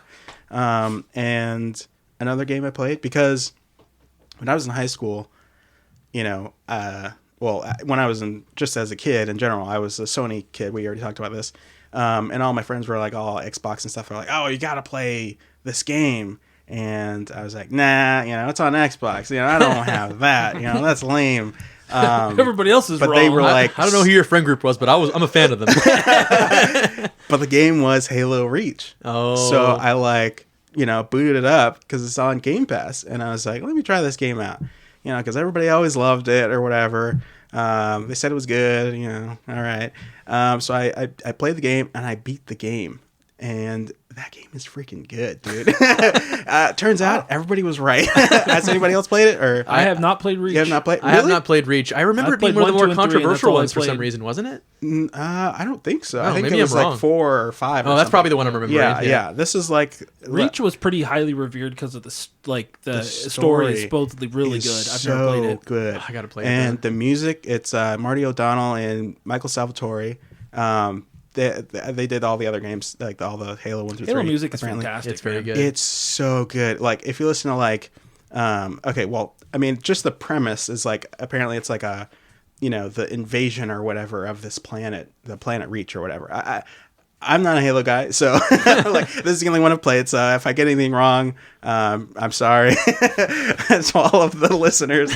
But like, he'll do a Master Chief voice for you, real quick. it's so good because it's like there's the noble team and they're all like Master Chief, I guess. Like they all have super strength or whatever. But you start the game and it's like, oh, like there's some disturbance going on. Okay, well, let's go check it out. Okay, well, we drive over there, and then it's like, oh, it's the Covenant, and I'm like, I don't know who that is. And then I see the guys, I'm like, oh, that guy looks like a Predator, and there's the other guy that, the Brute guy or whatever. I'm like, okay, I think I know what these guys are. Okay, and then we fight them, and then we have to like destroy the shield, and we take the shield down, and then there's the UNSC ship that shows up, and then it shoots the shield down, this tower, the alien tower, and they're like, watch out, everybody, we're gonna blow it up. And then it's like, oh, in orbit, oh my gosh, and then they blow it up, and then all of a sudden a even bigger ship, like if it's like the size of like a freight shipping vessel, and then all of a sudden there's like the alien ship is like the size of Texas or something. It appears even above, higher than that. And then it shoots a laser onto the ship and it blows up. And we're like, whoa, what do we do? And they're like, we got to do this and we got to put a bomb up on there. And then you put a bomb up there and it blows up and like, it's, whatever. This is over the course of multiple levels, right? Yeah. And you're like, okay, we did it. And then all of a sudden we look up and it blows up and it falls apart. And you look up and then more ships, alien ships show up. like 5 of them. And it's like, well, we just did all this stuff to take down the one, and now there's even more here, and it's like a full invasion thing, you know? And so it's like there's like this, and then, you know, I don't know how much to spoil, but there's like characters that die as you play the game. It's like Rogue One-ish. So it's like this dire thing. And yeah, the story was just so good. I was just like, I had to keep going because it was so interesting. And then like in the end, I mean, I'm not gonna spoil it, but if you listen to, if you go like onto the playlist for the songs, it's called Epilogue. I think it's 2 minutes in. Great piece of music. In that kind of as an end cap to the story, it's sort of sad, but also has this air of like honoring the people that you lost throughout the game. And then when that is happening, as that song is playing, there's like I can't remember her name, but the scientist lady who created Master Chief or whatever, I don't know. She's like Cortana, maybe, I don't know. no, it's like Halsey. Oh, okay. Yeah, She's like, yeah, we lost Reach, and yeah, we lost a lot of people that day, but hey, guess what? We got it back, or whatever. It's like, no! I was like freaking out, and then like the music swells, and it's just like, oh my gosh, and like, you know, again, I don't want to spoil anything, but it's like, it was so like, again, there was a lot of dire moments, but then in the end, it was like so uplifting and like nice and like, again, like honoring the team that you played along with throughout the whole game. I don't know. For me, like hearing you talk about like, oh, that was like a game that changed, you know, how you play things. That this is a game for me. I was like, I don't know how I'm going to play the other Halo games because this one was really good. I probably shouldn't have started with this one, but it was really, really good. I was very surprised at how good it was. Nice. So, yeah. Oh, you made me want to play it. Yeah, honestly, me too. You're like you're making me want to like marathon all the Halo games. Dude, now. it was crazy. It was crazy how good it was. I was not expecting that at all. But yeah, I'm surprised they haven't made a movie out of it because they tried the show.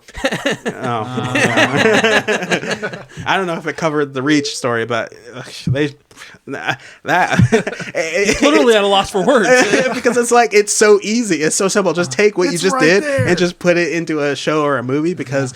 That would sell. That is like Saving Private Ryan, you know, Band of Brothers like level of like story. Like anybody can watch it. Anybody can relate to it. Anybody can, you know, enjoy the struggle and the fight because it's like over the course of multiple days, you know, a story. So it's it's amazing. Yeah, I think that really says something too about a game. It's not that old, but you know, from a while back, you having not played any Halo game, can go in and.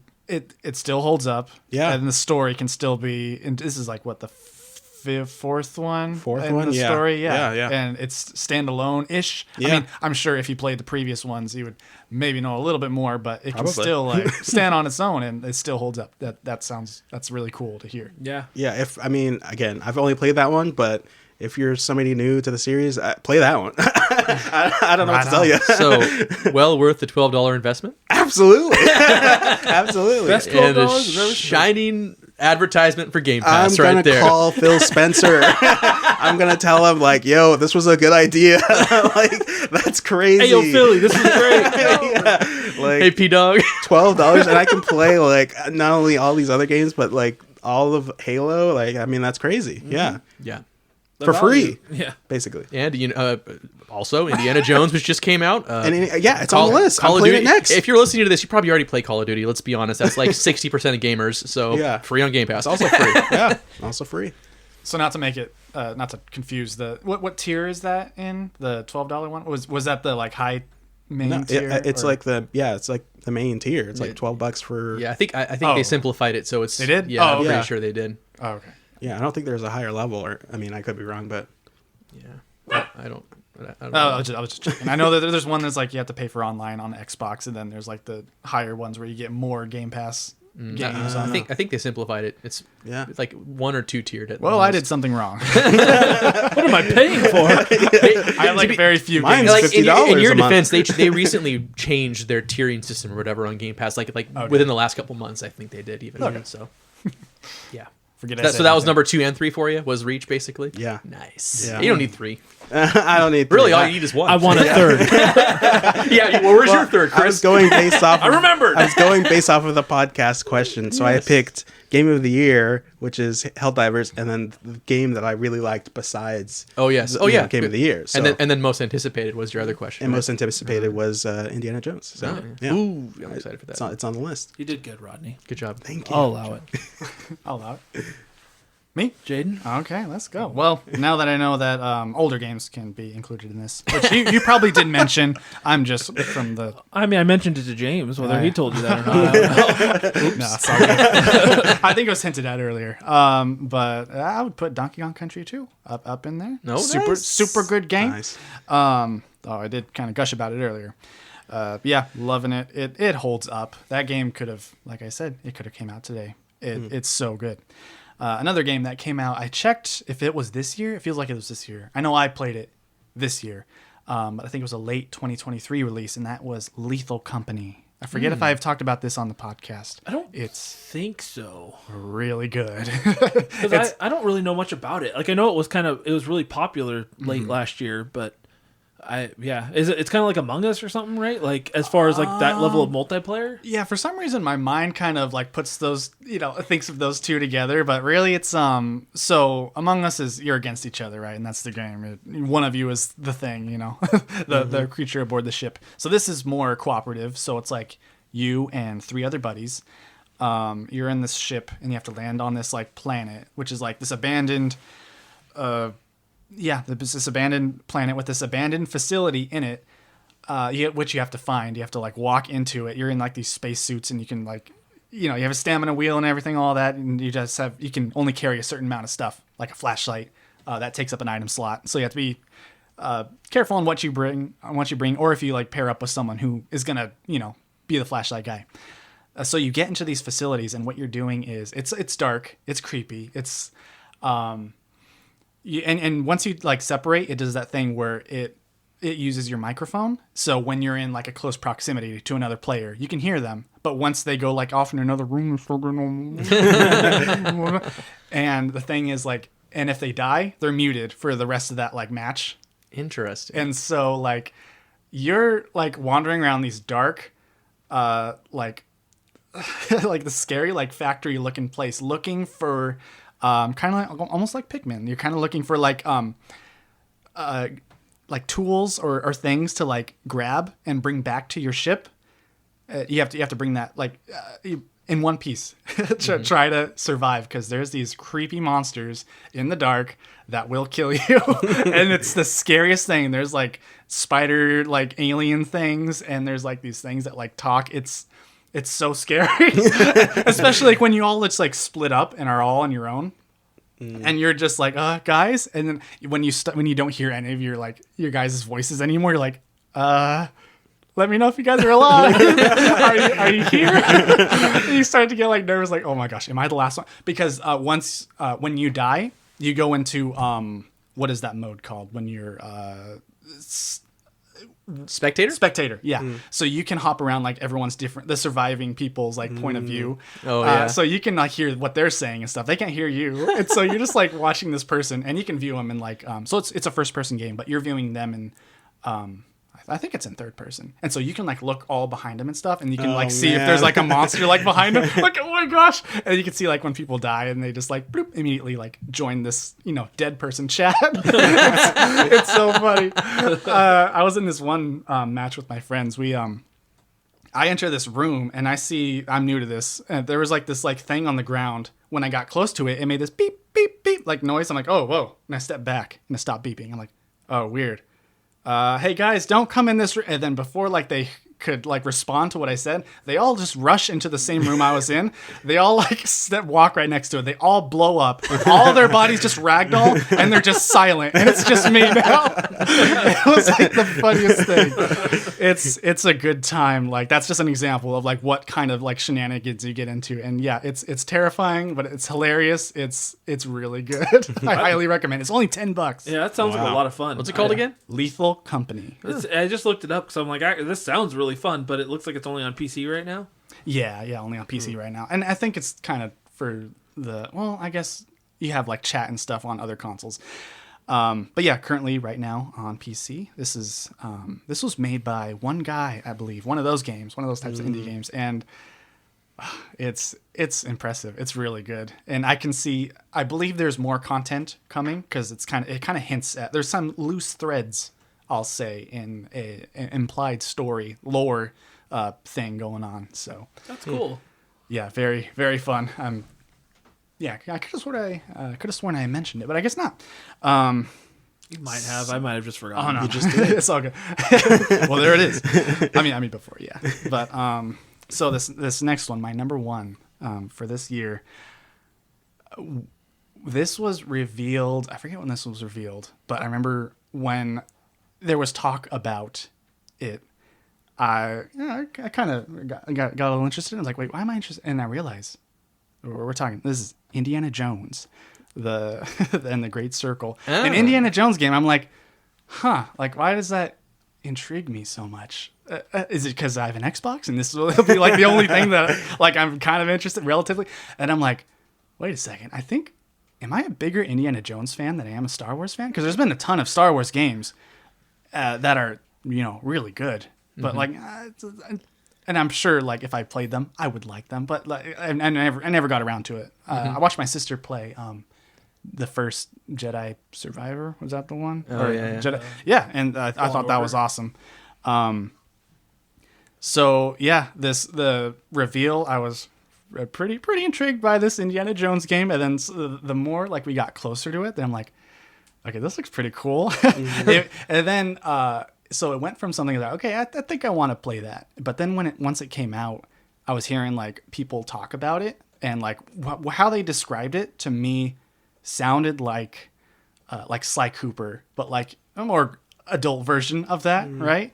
And that went from like, okay, I want to play this to I need to play this. And so I went in with like, I was pretty excited. This was just like a few weeks ago. And this exceeded those high expectations. Wow. Let's Awesome. go. This game is so good, guys. Oh my gosh. Everything I've heard is true then. Yeah, same. Yeah. He's been sitting here quiet every time. I you know. talk He about it. hasn't said a peep. He's been holding it back. He's holding back on us. Unleash. Oh man. Yeah, I think if you have any I mean, a lot of people like Indiana Jones. If you are remotely interested, I'd say give it a shot, give it a go. I Any think you're gonna references have to a good Kingdom time. of the Crystal Skull? 'Cause that movie. I like that movie. After Dial of You Destiny, would. I have a newfound appreciation for it. The first half of that movie is actually pretty solid. Dial And I of think Destiny? A lot. Yeah. No. Crystal Skull. The intro. No. The intro. Slow down, James. The intro to Dial of Destiny is pretty cool with the de-aged Harrison Ford. Yeah. Stuff. But yeah, I think people forget that the first half of Crystal Skull is actually pretty solid. It's just the second half when things kind of fall apart. Anyway, The only scene I don't like in that movie is the Shia LaBeouf swinging through the trees with the monkeys. yeah, I think everyone agrees that is that really scene- dumb it- moment. I think it's very underrated as a movie. That scene? honestly, no, just Crystal Skull. Crystal Skull. No, I never hated it like everybody else did. I enjoyed it. When I watched it, I didn't realize everybody hated it. I liked it. I think it was more like Spielberg and Lucas, like, you know, they're making a movie for their grandkids kind of a deal. Like, I might have gone a little too far in some places. it's like we're not going to be as serious in tone, and we're going to have LaBeouf, you know, swinging around on a tree. Kids and love Shia ants, LaBeouf. and we got, you know, groundhogs and stuff. Like, you know, it's like I get it. Old man making some movies for some kids, you know, that's fine. You know, it's still a serial adventure, you know, of indie, but you know, yeah, we're getting way off track. It's fun. It's stupid. Yeah. But yeah, compared to Dial of Destiny, which have you guys seen that movie? No.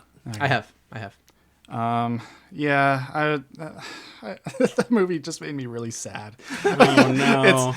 I thought it was okay. I There are came parts out. that are okay. I came out thinking I'm glad it's here. I'd rather have a movie whether it's great than not have nothing at all. But you may disagree. I just want more content. Yeah. So I don't want to talk too much about that, but having watched that, you know, I think going into this game, you know, having just come off of that, Oh, sure, this yeah. definitely has washed that bitter taste in my mouth, and it's man, it's just so fun to play. This is like exactly what you would want like an Indiana Jones game to like be like, which I know Uncharted exists, and it's, you know, it probably takes a lot of inspiration from Indiana Jones. But I feel this still has like, I haven't played Uncharted, so I don't know what I'm talking about, but this game really has its own identity. It feels so true to Indiana Jones. Like it's like, oh yeah, this this is just like the movies, but like in a fun way. It's cinematic, but it's not it's not like you're watching a movie, you know, like an overly cinematic type of movie. Because you go to like these places, and they're like these pretty like big open zones that you'll have like your main like mission, but you'll also have like anything you like want to do on the side. There's a lot of exploring. There's a lot of like you're sneaking into like Nazi camps and like stealing their stuff and like trying to sneak out. It's such a thrill, especially in first person. I feel like the decision for first person was a good idea, because then you have some third person with some platforming, and you know, I think you get the best of both worlds in this format. Yeah, there's a lot of sneaking around. There's a lot of stealth, as much as you want it to be stealth-wise, because you could just go in, you know, guns blazing or whatever. It might not work out well. It's probably best to sneak around, but it's not like too much stealth to where like, oh, I gotta go slow, or like, oh, if you mess up, then you gotta do this whole stealth section all over again. You know, that can be frustrating. Whereas this, if you mess up a stealth section, it's like the Indiana Jones movies. Like, okay, now what do I do? Uh-oh, this guy saw me. You know, I'm been spotted. It's like you could take him out like real quick before anyone else notices. And like, just like keep sneaking around like that. Or you can like, you find like these outfits to like fit in with the Nazis or the other soldiers and stuff. But that disguise will work on like a lot of the grunts. But like the main like commanders or generals, like, if you're in their line of sight for too long, like a little gauge will fill up, like, you know, there's suspicion. Yeah. And then if you're, after too long, they'll spot you. And so it's so fun to sneak around, to, just steal from Nazis, bring it back. And a lot of the stealth elements, like it's like kind of like Breath of the Wild, where you're picking up a lot of stuff and just like, just improvising and like using like, oh, what's around me? Here, this bottle, you know, you sneak up behind a guard, smash it on his head before he can react. You know, that'll take him out. You don't have to get into a fist fight, which fist fighting is fun. It's a lot of fun. You just can't like get like surrounded by a big old crowd, because you'll die. But yeah, the fist fighting, you know, you got your L trigger, R trigger, left punch, right punch. Exactly. You got your parry, and then it's deep enough to where like it doesn't get boring or stale like quickly. Like you, and each time you do it, it feels engaging. Like I have to like sit up, like, okay, I gotta focus. Like I don't block these punches. It's. Is there like a punch out element where you're like blocking left, blocking right? Yeah, you dodge with A, and then you parry with one. So like if you block one of their punch, then you have to remember to now punch with the other arm, because if you try to swing with the arm that you blocked it with, it won't do anything really. You're rewarded by like doing the right thing. The counter, yeah. So that's really good. Interesting. And this game is so good too in that like you could just like mow down people with a gun, but you don't have to. Sometimes it's easier to, like I said, sneak around. Like you don't have to do the violent route. I didn't shoot anybody throughout this whole playtime. I beat the game. And like, you have your guns. Like, I don't want to shoot nobody. I'm gonna take them out with the things I find. Sometimes like the items you find, like I'll pick up like, oh, what's this? And it's like a hammer. I'm like, oh no, not a hammer. That's gonna be messy. I just feel bad. It's not like bloody or anything, but it's just like, I'm just gonna use this fly swatter or this bottle, you know. I know you're not coming back from a hammer. You're not coming back from a hammer. I don't care. I just want to knock him out. I don't care if this game is rated T. That's gonna kill him. So yeah, it's so much fun. And like I said, I beat it the other night. The story's pretty solid. Let me see. Just checking my notes real quick before I mean, that's what I miss anything. That's what I was excited about. Is that like, oh, the story is really good and the gameplay is great. I was like, oh, well, I'm in. You know, I'm down for it. You know, And like, then a lot of games like fumble one or the other. You know, so. And I have a few nitpicks with certain elements, but I won't get into specifics or anything, because I mean, no game's perfect. But I mean, I so much enjoyed my time playing this. And for a relatively cinematic game, I felt it was a pretty decent length. I still have some more stuff to go back and do if I choose to, but doing in each zone before you like move to the next zone, which the game like does a good job at kind of making it kind of nudging you like, okay, before you go here, you might want to wrap up everything in this area, which you can always go back to, but that just means this next thing is going to trigger the end of this segment. I did like a pretty good like fill of the content in each area before moving on. And so you can really like move at your own pace. You can just like dart straight to the main objectives if you want. But I think for me, a lot of the real fun was a lot of the stealth. And I think it's just cool that you can play this game in multiple ways, except for like obviously the story stuff where they'll be more linear, or when you do like go into like a temple, for instance.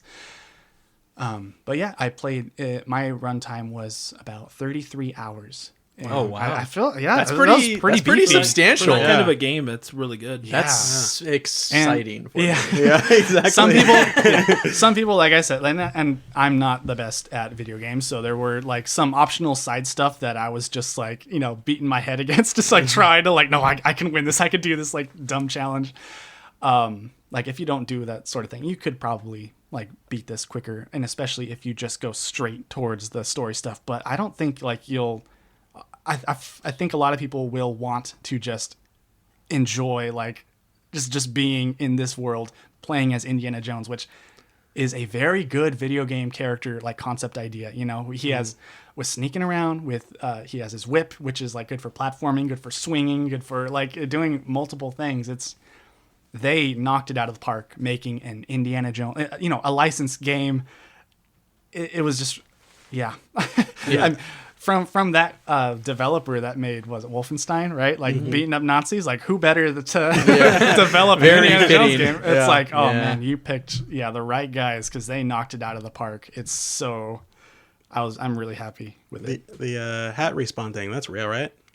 Where you're like, oh yeah, yeah. When I heard that, I was like, oh, I'm in. It's a done deal. I'll mention that because it's not really a spoiler. It's just an ability you get like pretty early on that like. In a fist fight, say like you get like knocked out by a guy, you'll get this ability that like you're on the ground now and like your vision's all bad and everything. It's all like fuzzy and black and white and stuff. But if you can like find your hat, you crawl over towards it, and if you can grab it in time, you're able to put it back on and like continue the fight. You like revitalize yourself. That is so cool. I got this. I can still fight. Yeah. And just like so cinematically fitting. Like so many of the movies are like somebody else trying to wear the hat, and he like reaches out his hand and he's like, no. Exactly. That's so good.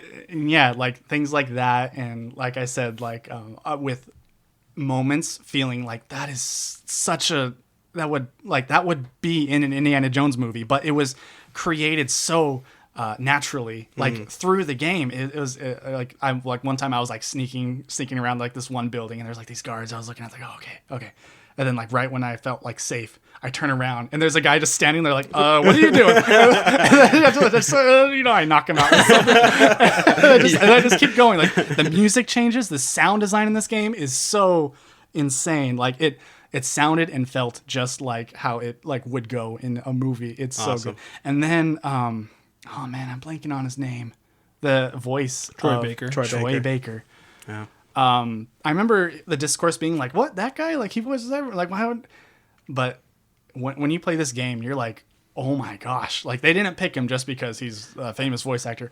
He does an amazing, I'm so immersed. It just sounds like young Harrison Ford. Yeah. I don't know how he did that. I read somewhere that, I don't remember who, but one of the people working on the game, when they were talking about who to bring in, they were like, "Nah, we don't want Troy. He's everywhere." Like but they're like, whoever was like, "No, let's give him a chance." And then he did it, and they were like, "Oh well, I guess we're gonna have Troy Baker." Yeah, I remember. Wow. Yeah, you can if you look up this, probably one of the first results that might pop up on YouTube of him talking about it. Like when he was approached, he was like, "Nah, dude. Like here's two guys that I can recommend, but like, I'm not doing this." He's like, "No, I still want you to audition." He's like, I mean, okay. Like the story is pretty crazy. But yeah, it's crazy how he just nails just Harrison or young Indiana Jones's like line delivery, how he talks. It doesn't sound like an impression.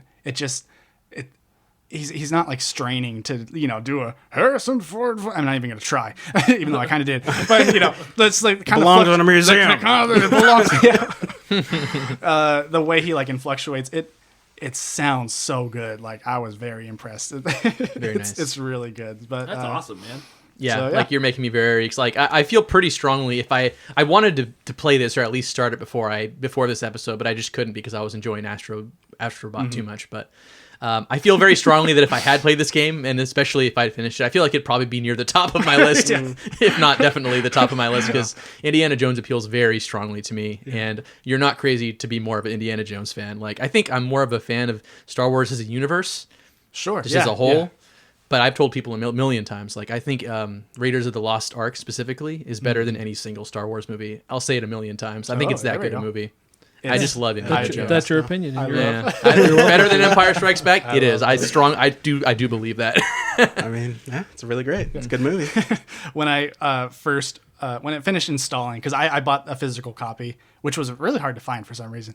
I mean, well, it's Xbox, so I guess that's the reason. And that made me realize, like, I think this is the first brand new Xbox game I've ever bought. And I'm like, wow, what an honor for this game to be the one. But sure You're done enough. good, kid. Did you get the collector's edition? It was pretty cool, actually. I didn't pre-order. That That didn't even come with the disc. He had like a globe and everything. Man. Yeah, Like, I really crazy. wanted that globe. That's so crazy. It's like, yeah. I'm sure it's like triple the value now. Yeah, probably. But I'll get it eventually. I was gonna say, but alas, it was from GameStop I resorted to, and it was GameStop new. So sure enough, I didn't get to unwrap it from. It was opened, and sure, right on the disc was this fat, smudgy, greasy fingerprint. I'm like, no. Whatever.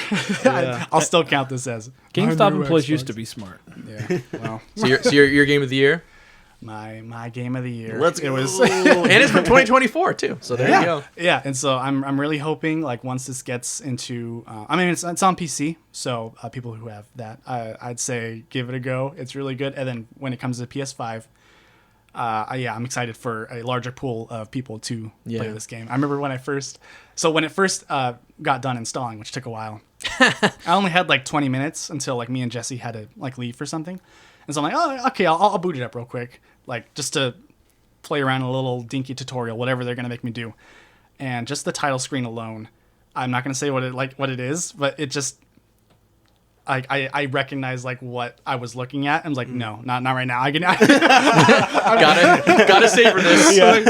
later. I'll be back. And then and oh god, I didn't even mention like the graphics too. Like it is insane. The lighting. You played the it. detail. You played it on Series X. Yeah. And so I guess I must have. So I didn't play it at launch. I played it like starting like last week. I guess it got an update for lighting on Xbox. So I think it's ray tracing. I could be a total. It is. Okay. Yeah, it is. Ray tracing, DLSS, all that stuff. It makes sense, and HDR and all that like stuff on my It was insane how good this game looked.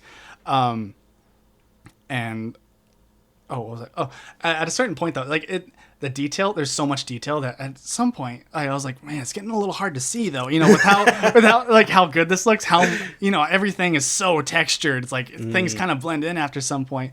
And then like I was playing, I'm like, man, I just can't see. And then I realized like I'm having trouble like reading things right now. And then I realized like, oh, it's 9 o'clock. I was playing 9 hours straight. Maybe that's why I can't see.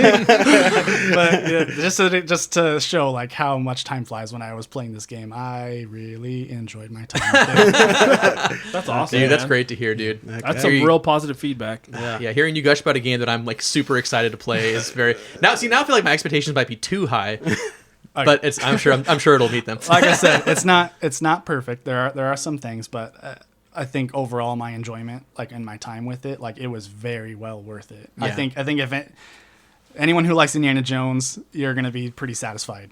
Yeah. That's so good to hear, dude. And it's good vibes aside, like man, Xbox could have used that win at the Game Awards. They could have used it. Like they would have been on the list for sure, based on what you're saying, based on everything I've heard. They would have been. DLC would not have made the cut. That game would have. Game of the Year contender. It would have been, but everyone says it would have been. Like that's what you hear. So hopefully next year, there's a chance. There's a chance. How do they? Their timing on these things is just incredible. I don't understand it.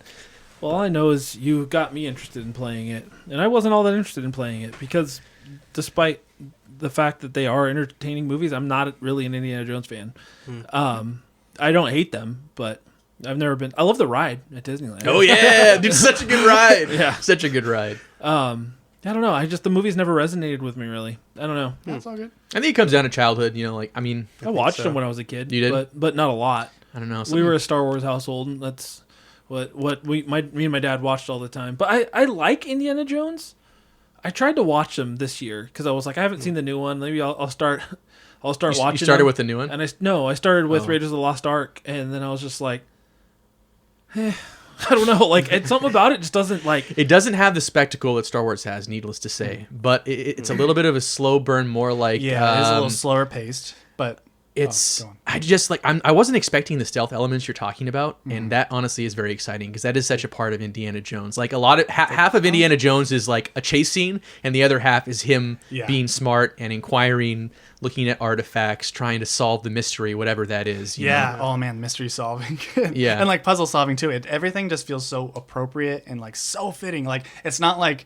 I haven't played the God of War games, but I don't know why Kratos, the God of War, would have to solve puzzles to move forward in his adventure there. Like, but this makes sense. It's Indiana Jones. Yes. Like, oh yeah, he has to stop and like figure out like, okay, what's this thing? And when you do, when you figure it out, you feel pretty smart. Yeah. It's pretty cool. So there's like some tough puzzles and like requires some critical thinking kind of situation. I mean, it's not like not crazy, not too hard. Crazy. Okay, there were some that mostly the optional. Ones that you can bump into on your own time. We're getting my dumb brain pretty warm in how it was like working overdrive, but also I'm stupid, so I don't know. But it was really cool. One of the puzzles, like me and my brother he was watching me play, and I was like, okay, I think this one wants me. Okay, do I do this? And then like, then my sister like walks in like mid us like. In the middle of this puzzle. She hasn't even seen like what we like looked at already, but she points out like, oh, I think it's like this thing. She like makes an observation,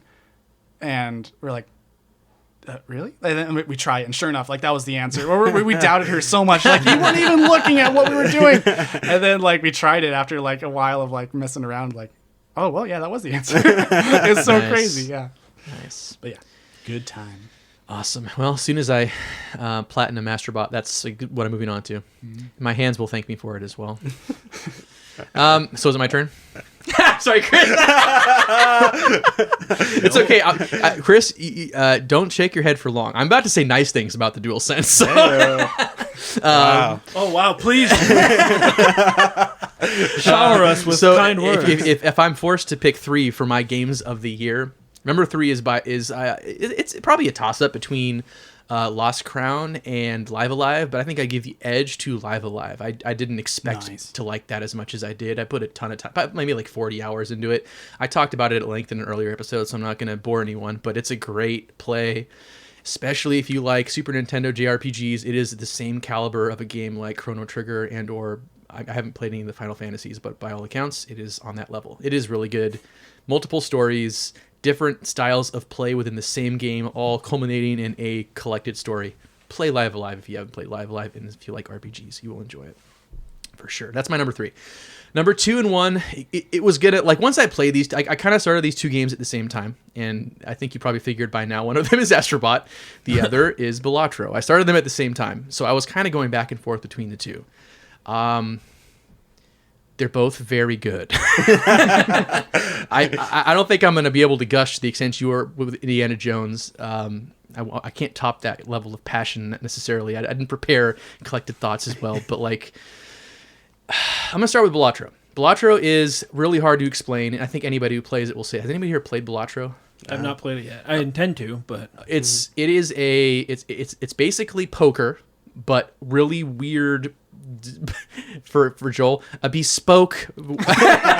very bespoke poker game. Bespoker. Oh man, that's gonna be my Instagram handle right now. Bespoker Jimmy. Balatro is a roguelike poker deck builder. And if that makes any sense at all. I don't think you have to like poker to enjoy this game, though I've liked poker for a very long time because ever since I started playing fantasy football, Chris was there at the same time, and I don't know what year that would have been, like 2005 or 2000, when it started becoming mainstream. Was about the same time like poker was becoming mainstream. Chad Ochocinco was still And in the fantasy league me and Chris were in, it was a congregation fantasy league. Like we had to play poker to determine draft order, and we played Texas Hold'em. That was kind of, for whatever reason, that is the form of poker that the public latched onto. It was on the World Series of Poker. It was on ESPN. That's how big poker was at the time, like on a nightly basis. I remember me and Jordan like staying up playing on our Game Boy Advances or DS, whatever it was at the time, and we were like playing games and watching poker on TV at the same time. Wow. Like I would watch it to prepare for the draft poker tournament we would do. So I've always had an attachment to poker. This is not poker exactly. Like the hands are the same, like pairs, two pairs, flushes, royal flushes, straights, etc. But like you do one run at a time. It is roguelike. So like once you crash and burn or whatever, you start all over again, but you unlock more decks, you unlock more cards, and basically you take turns in a round. It gives you like a certain set of points to reach, but usually at the beginning it's low, like 400. You play a couple rounds, eventually it gets to 1,000, 1,500, 2,500, and it ramps up because you use cards, these specific jokers that have all these like rule breaking abilities to create modifiers that make you reach like incredibly high points. It's very hard to explain. Seems like you use cards called jokers. Up at the top, you have like 5 to 5 you can usually stack. On the top right, you have like a place allotted to cards called like planet cards, where you can make certain types of hands you use in your different poker games more valuable, such as like a straight becomes more valuable. You level it up. You level up straights. You level up. It's like a double ward score on the Scrabble. So, yes, exactly. You know, it is true. Honestly, it is very similar to that. Yes. So, see, Rodney. Why is that your go-to? I don't know. I'm not gonna sit here and explain to people how to play poker, but basically, this guy, whoever this was that developed this game, they created a new way to appreciate and play poker in a weird way. And as you play and as you get deeper into your run, and you can win with a certain deck, and then it unlocks other things, other cards, other jokers to make all kinds of crazy other plays. Yeah, I'm getting lost in my brain now. It's just such a weird and convoluted game, but like once you play, it's easy to see why everyone's like. There's so many people that have put in like 300, 400, 500 hours into this, and I completely understand. I haven't put that much in. I put in probably like, I don't know, maybe 10, but like I get it. I was playing today, and I was like, I need to start thinking about this episode. I had other things I had to do. I was like, I can't. Once I start playing this, it's very hard to put it down because it's like any good roguelike. You fail, and you're like, I want to go again. You fail, I want to go again. Fail, I want to go again. Balatro is really good. Definitely try it, especially if you have any like inclination towards card games with ace through 2 or whatever it is. You'll enjoy it. I'm not sure if that's 2 or 1 yet. I'm gonna decide at the end. Astrobot, really, God, it's such a good game, man. Like I was already hyped for this game. I think I said it on the Discord, but like this is the most Nintendo game I think Sony has ever released. And it makes sense. Like I think that was a lot of their inspiration. Like I think the guy when he won the award for Game of the Year, he even tried to give credit to Nintendo, even though he couldn't exactly like name drop it, which is really weird. Like was there rules about that? I don't know. Maybe Sony put rules on him. Who knows? I don't know. Very strange, but like I can see why. Like whether they intended to or not, I think there was a lot of Nintendo love in the creation of this game. Like I think it's impossible to make a platformer or a 3D platformer and not go back to Mario to some extent. I mean, it started it. Mario was the first platformer and the first, I mean, maybe not the first, but the one that mastered platforming and the one that mastered 3D platforming. Yeah. So in any sense, I think any 3D platformer or platformer that comes is a callback Yeah. So. And the guy said as much, and you feel it too when you play this game. Like it sounds corny, but I think sometimes what boils down to me is like, what are the truly great games or the games that I love the most, or like, do they make me smile? Like literally, it comes down to that sometimes, and like.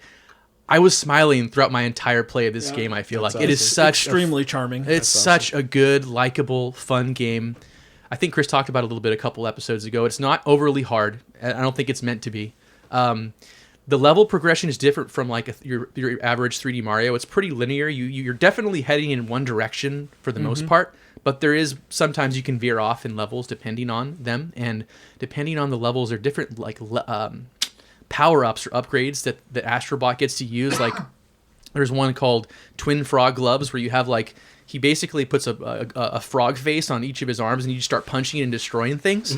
And like as soon as and he also uses it to grab onto ledges and to like swing from place to place, so it's kind of a cool way to platform with too. But like I got them and I'm playing with it, and like halfway through the level I'm like, this is arms. Like they literally created they found a way to make arms really, really cool and use it in their own way. Like I don't know if that was one of their inspirations, but whether they intended it to or not, like I felt Nintendo in this game on those levels, you know. And that like was a repeated thing. Like you talked about the micro mouse shrinker, right? Like the little things that like you shrink down. It's very Minish Cap. Like they made a level that seemed really small a lot bigger because you shrink down and you're progressing and you're looking for like puzzles and or other bots. There's a lot of collectibles in this game as there are in a lot of platformers. That was very Nintendo. There was something called the Elephant Hose Nose where you like literally suck up massive amounts of water and then blow it onto enemies or to advance in levels, and like it reminded me immediately of like Mario Sunshine. I'm like there out. was but in a good way. Okay. But in a good way. Okay, I'm just saying there's all these upgrades they used were so clever, and they made them their own, and comparing it to Nintendo is not to discount it at all. Like it didn't feel like they copy. It is very much its own game. And there was a lot of discourse about does this game does it ride the coattails of like other PlayStation classics too much? Like does it tap into nostalgia too much? I don't think so. Like anybody here knows I'm not like a massive PlayStation fan. I don't have a lot of nostalgia for PlayStation other than some games on PlayStation 2. But this game makes you a PlayStation fan, like whether you are or aren't. Like you shoot into every level of this game on literally a DualSense, right? So like they turn the DualSense into Astrobot's little like starship that he's shooting around on into and out of every level, and they do it in really cool ways. Like they turn your controller almost into like what would you call it? Like a Wiimote spaceship, a Wiimote or a steering wheel of sorts. And so like literally from as soon as you shoot into a level, you're on a DualSense as Astrobot, and you're trying to like avoid certain obstacles, or you can unlock certain secrets that way and get certain like puzzles right from the get-go before you land and kind of fling off your DualSense and into the actual platforming level. Like every part of this game is fun from like before you even start the levels technically, you know. It's just a lot of fun, and it's like Nintendo a lot in that they celebrate PlayStation culture, which I'm not super attached to, but I get it. Like, and it's very Smash Brothers in that way too. Like, there's a lot of they have like a gotcha. There's this central hub area, the crash site, where you're basically rebuilding a PlayStation 5. And so like, yeah, this game really is like an effort to like indoctrinate PlayStation into you and make it part of your personality, which I understand. Like that's why PlayStation is so likable. It's why there is like so many fans, and they have a brand loyalty, you know, comparable, maybe short of just Nintendo, if not more. But yeah, it's such a likable game. It is so fun from beginning to end. And even after it ends, there is extra content. There's like a bunch of speedrunning levels, which I like that they kind of steer into that, because like I said, the levels themselves are a little bit more straightforward and linear than something like a Mario Odyssey. But again, if they released this game in the same year, Mario Odyssey, I'm not sure what would have won. They're both so good. I think probably Odyssey would have got the nod, but I wouldn't like fault anyone if they said they liked this game more, as much as I love Odyssey. Yeah, I feel like even for somebody like me too, like Mario Odyssey is hands down my favorite 3D platformer, and it's just so good. But this game is a close second. Like it really is. Like I don't think any game And I've played a lot of 3D platformers outside of just the Mario realm, and not many hit that note of. There's like a fine line between collectibles, exploration, and just straight platforming. Mm-hmm. And Mario Odyssey does it perfectly. Astrobot is like. It's just right there. Like it's just as perfect but different. Like, you know what I mean? Like, I feel like where it does surpass Mario to this point in history is the bosses in this game they're not incredibly difficult, but they're all very creative. They're all very inventive. You beat them in different ways, and I think that honestly is a step up from something like Mario Odyssey. Maybe I have to play it again. Maybe I'm just haven't played it in long enough to remember. I loved Odyssey, but like I feel like the bosses in this game are super fun, super creative. They are. They find, again, clever ways to use the DualSense to make it fun and more like you're playing with toys as you're playing a game, if that makes any sense, which, again, is a very Nintendo thing to do. It felt like how you're taking advantage of a gamepad or a Wiimote, the way you're using the DualSense in a game like this. Like, it's just a lot of fun, and I would highly recommend it. And as I'm speaking, I'm like, yeah, that's my game of the year. Right on. I think if I'd put more time into Balatro, I probably would have. It might have gotten the edge if I become a complete Balatro zombie, like so many people are now. Which I don't blame you at all. It's an incredible game. I do feel like if I had played indie like you, maybe it would have had a shot against Astrobot, but I wouldn't be surprised if it didn't. Astrobot's that good a game. I was very happy to see it win Game of the Year. The first time that I've had what I wanted to be Game of the Year win Game of the Year in a while, so I'm pretty happy with that. And if you haven't played it, play it. Yeah. And I just think, too, like you mentioned, it's a love letter to PlayStation. Yeah. But I think the important thing to note is it's a love letter to when PlayStation was good. Because I love my PS5. I love the console itself, but I don't love who Sony is right now. Like, I haven't loved who they've been much for the last probably close to 10 years. Yeah. But this game is a reminder of what Sony was. The PS1, the PS2, even the PS3 were powerhouses in creativity, in making new brands, literally only second to Nintendo. Like, Nintendo has... They'll always be the top because they created Mario and Zelda and Metroid and Donkey Kong, but over the course of 2 consoles or 3 consoles, I guess Sony created Crash Bandicoot, which obviously they don't have anymore. But Spyro, Metal Gear Solid, they were the key factor in getting that game to the console. Final Fantasy became a juggernaut because of Sony's backing, and then Jak and Daxter, Sly Cooper, eventually Nathan Drake.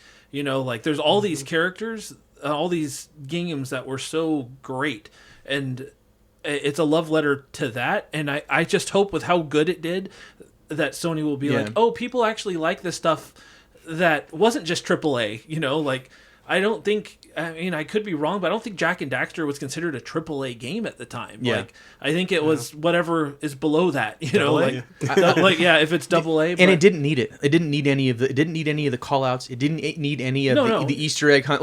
I'm glad it's there for the people that want it, because I can only imagine how much better this is an enjoyable of a game it is for people that have an appreciation for all the throwbacks. But if you completely eliminated all the Easter eggs and stuff. At its core, this game is an incredible game still. It does not need them. Yeah. No, it's just a bonus for nostalgia.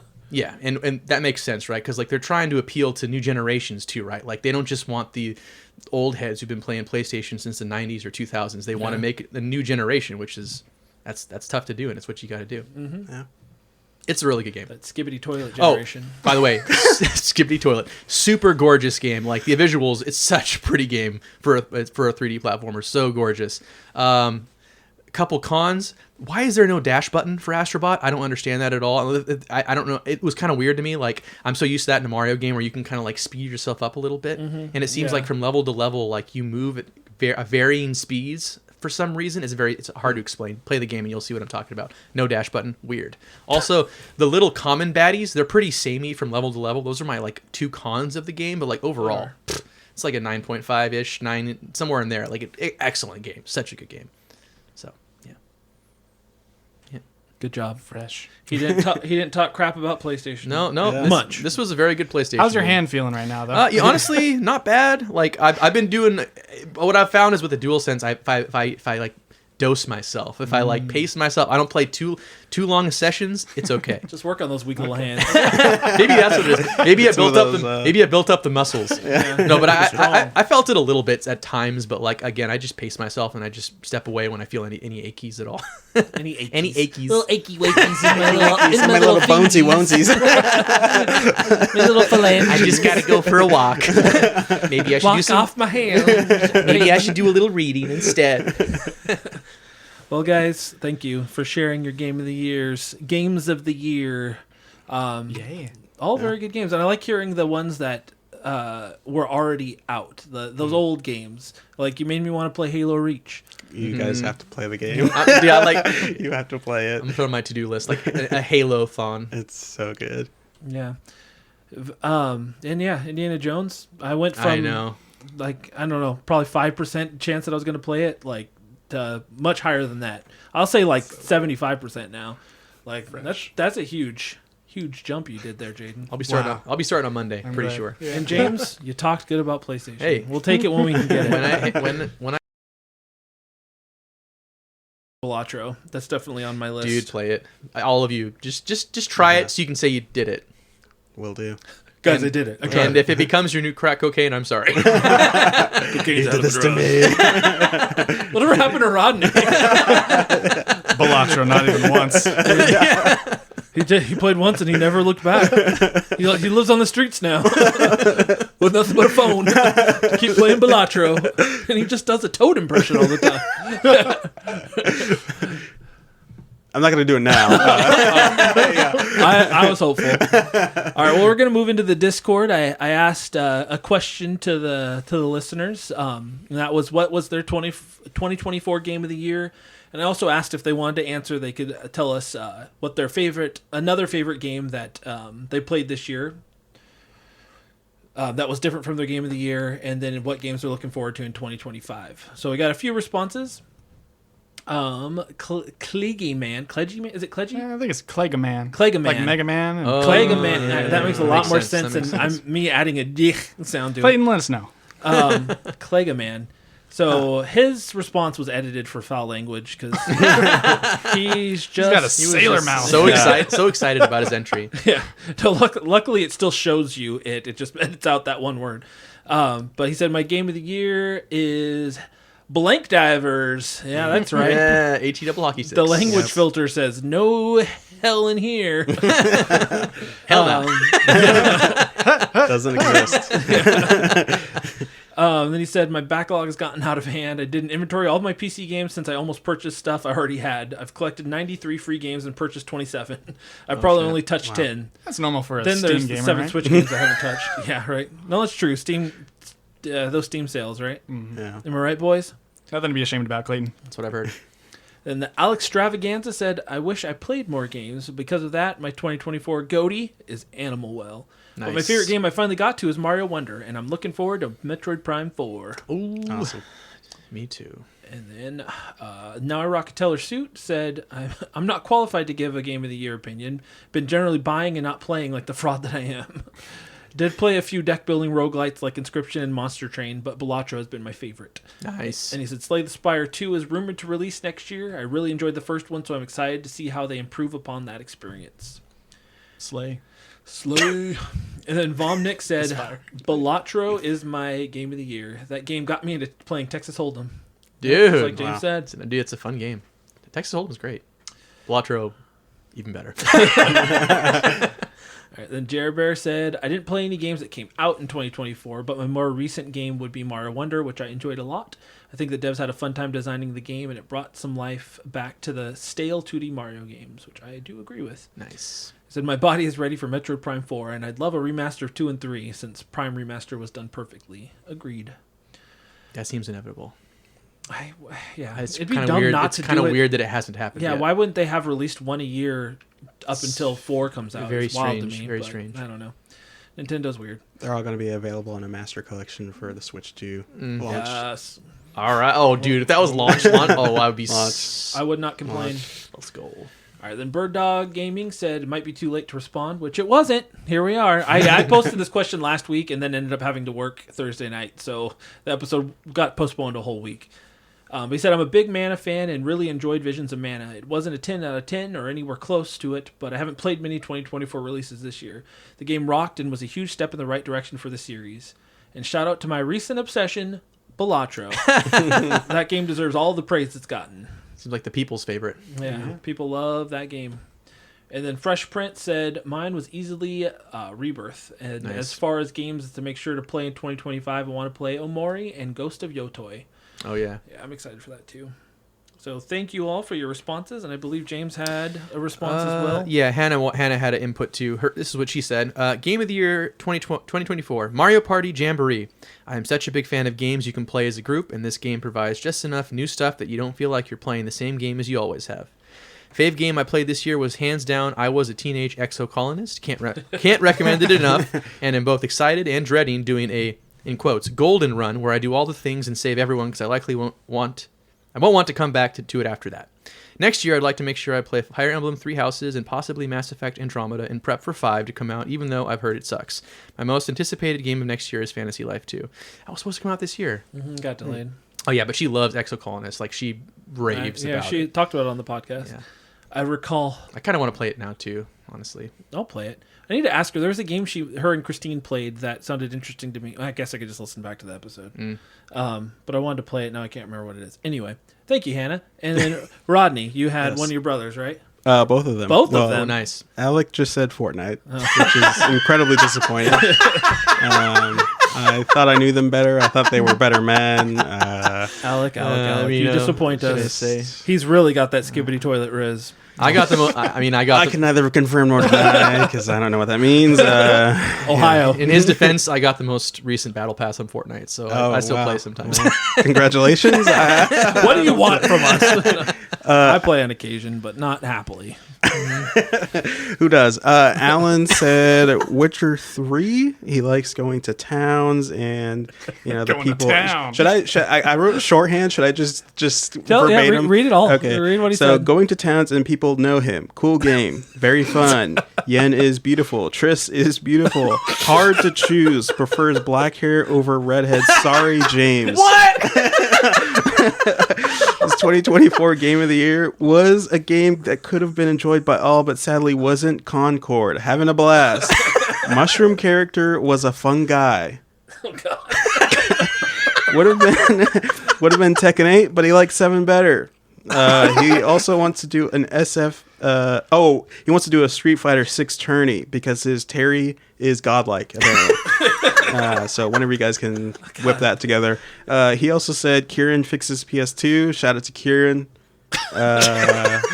His address Does is. he not want to just come on the podcast? And just, he has a lot to say. He has a lot to say. Did he say wants what to get it all out. Did he say what his goatee was? Yeah, he said Witcher 3. Oh, okay. Yeah, Cool. it would have been Concord, but no, it's gone now. It's dead. It's too gone. bad. But yeah, he fixed his PS2, and so he was able to play Guitar Hero. He said he's playing a lot, and SSX3, which is the better game, is what he said.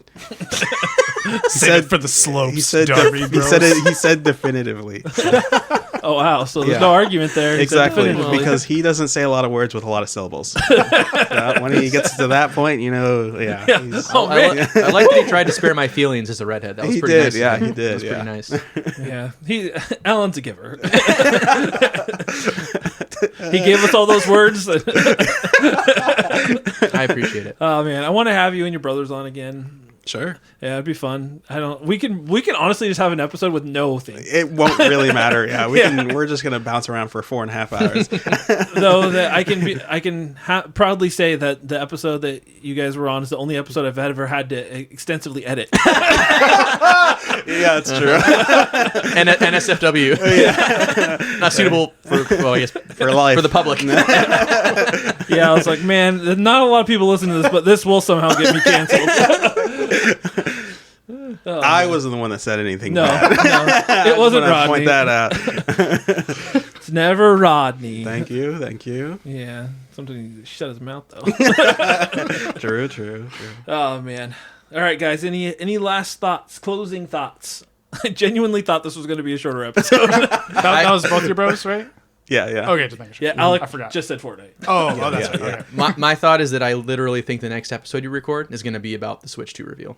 That's what I think. Really? That's what I think. The next Well, one? if there's a Switch 2 Dang. revealed, I will do an episode that day, no matter what. And I'll think probably it's- do a YouTube video as well. Let's go. I got a feeling. I just got a feeling.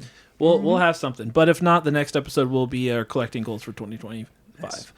So you guys don't have a choice here. I got no goals. Oh, you'll make goals. Can't force me to collect. I force myself to. Yeah. Oh boy. All right. Well, thanks for coming on, guys. Thanks for sharing your goaties. Yeah. I look forward to playing some of these in this next year. Some of the ones I didn't play. Every one of you had a game that I want to play next year now. So good work. Yeah. Yeah. So on that note, we're gonna go ahead and close up. As we get into 2024, if you listen to this and want to be on the podcast, whether you have been or not, 2025. About 30 minutes ago, I hit a wall where I was like, "Oh, I'm tired now." You're good. Yeah, as we get into 2025, if you want to be on the podcast, whether you have or not, reach out to me. If you have an episode idea, let me know. If not, I can try to help come up with one. But lately, my brain hasn't been working great, and I'm not always great at that. But I'm going to be working out the schedule for the next 6 months. So feel free to reach out. I have a couple people that I know have reached out in the past, and I need to get them on. So Did we see what our most anticipated game was for next year? Just like in 5 words or less?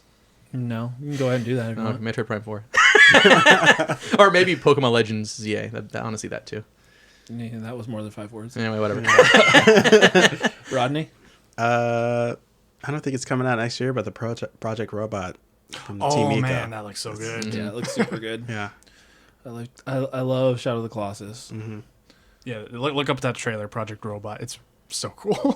It tells you very little. Mine would probably be the Capcom Fighting Collection Volume 2 because it has Power Stone on it. Nice. Yes, Power Stone. Nice. I just got the Power Stone collection for PSP. Oh, nice. Nice. Yeah, I love those games. Good stuff. For me, I guess it would probably be Metroid Prime 4. Yeah. That or Ghost of Yotoi, but Oh, nice. I think Metroid Prime 4 is definitely higher right now. But yeah, so on that note, now we will close out. Now that you know what we're looking forward to next year, because you were all wondering. It's going to be a good year. It will be the best year. Oh, man. Yeah, like the tires. Could be crazy. Switch 2, baby. Let's go. Yeah, so thanks for listening as always. If you haven't already done so, please make sure to subscribe to the podcast wherever you listen and check out the YouTube channel if you haven't. Jaiden's done some pretty awesome editing on my videos to make them watchable, Yes. and I appreciate that. And at some point, maybe I'll post more videos, but I'm really bad at that, just like I'm at everything else. So, but yeah, thanks for listening, everybody, and remember to always press X to continue.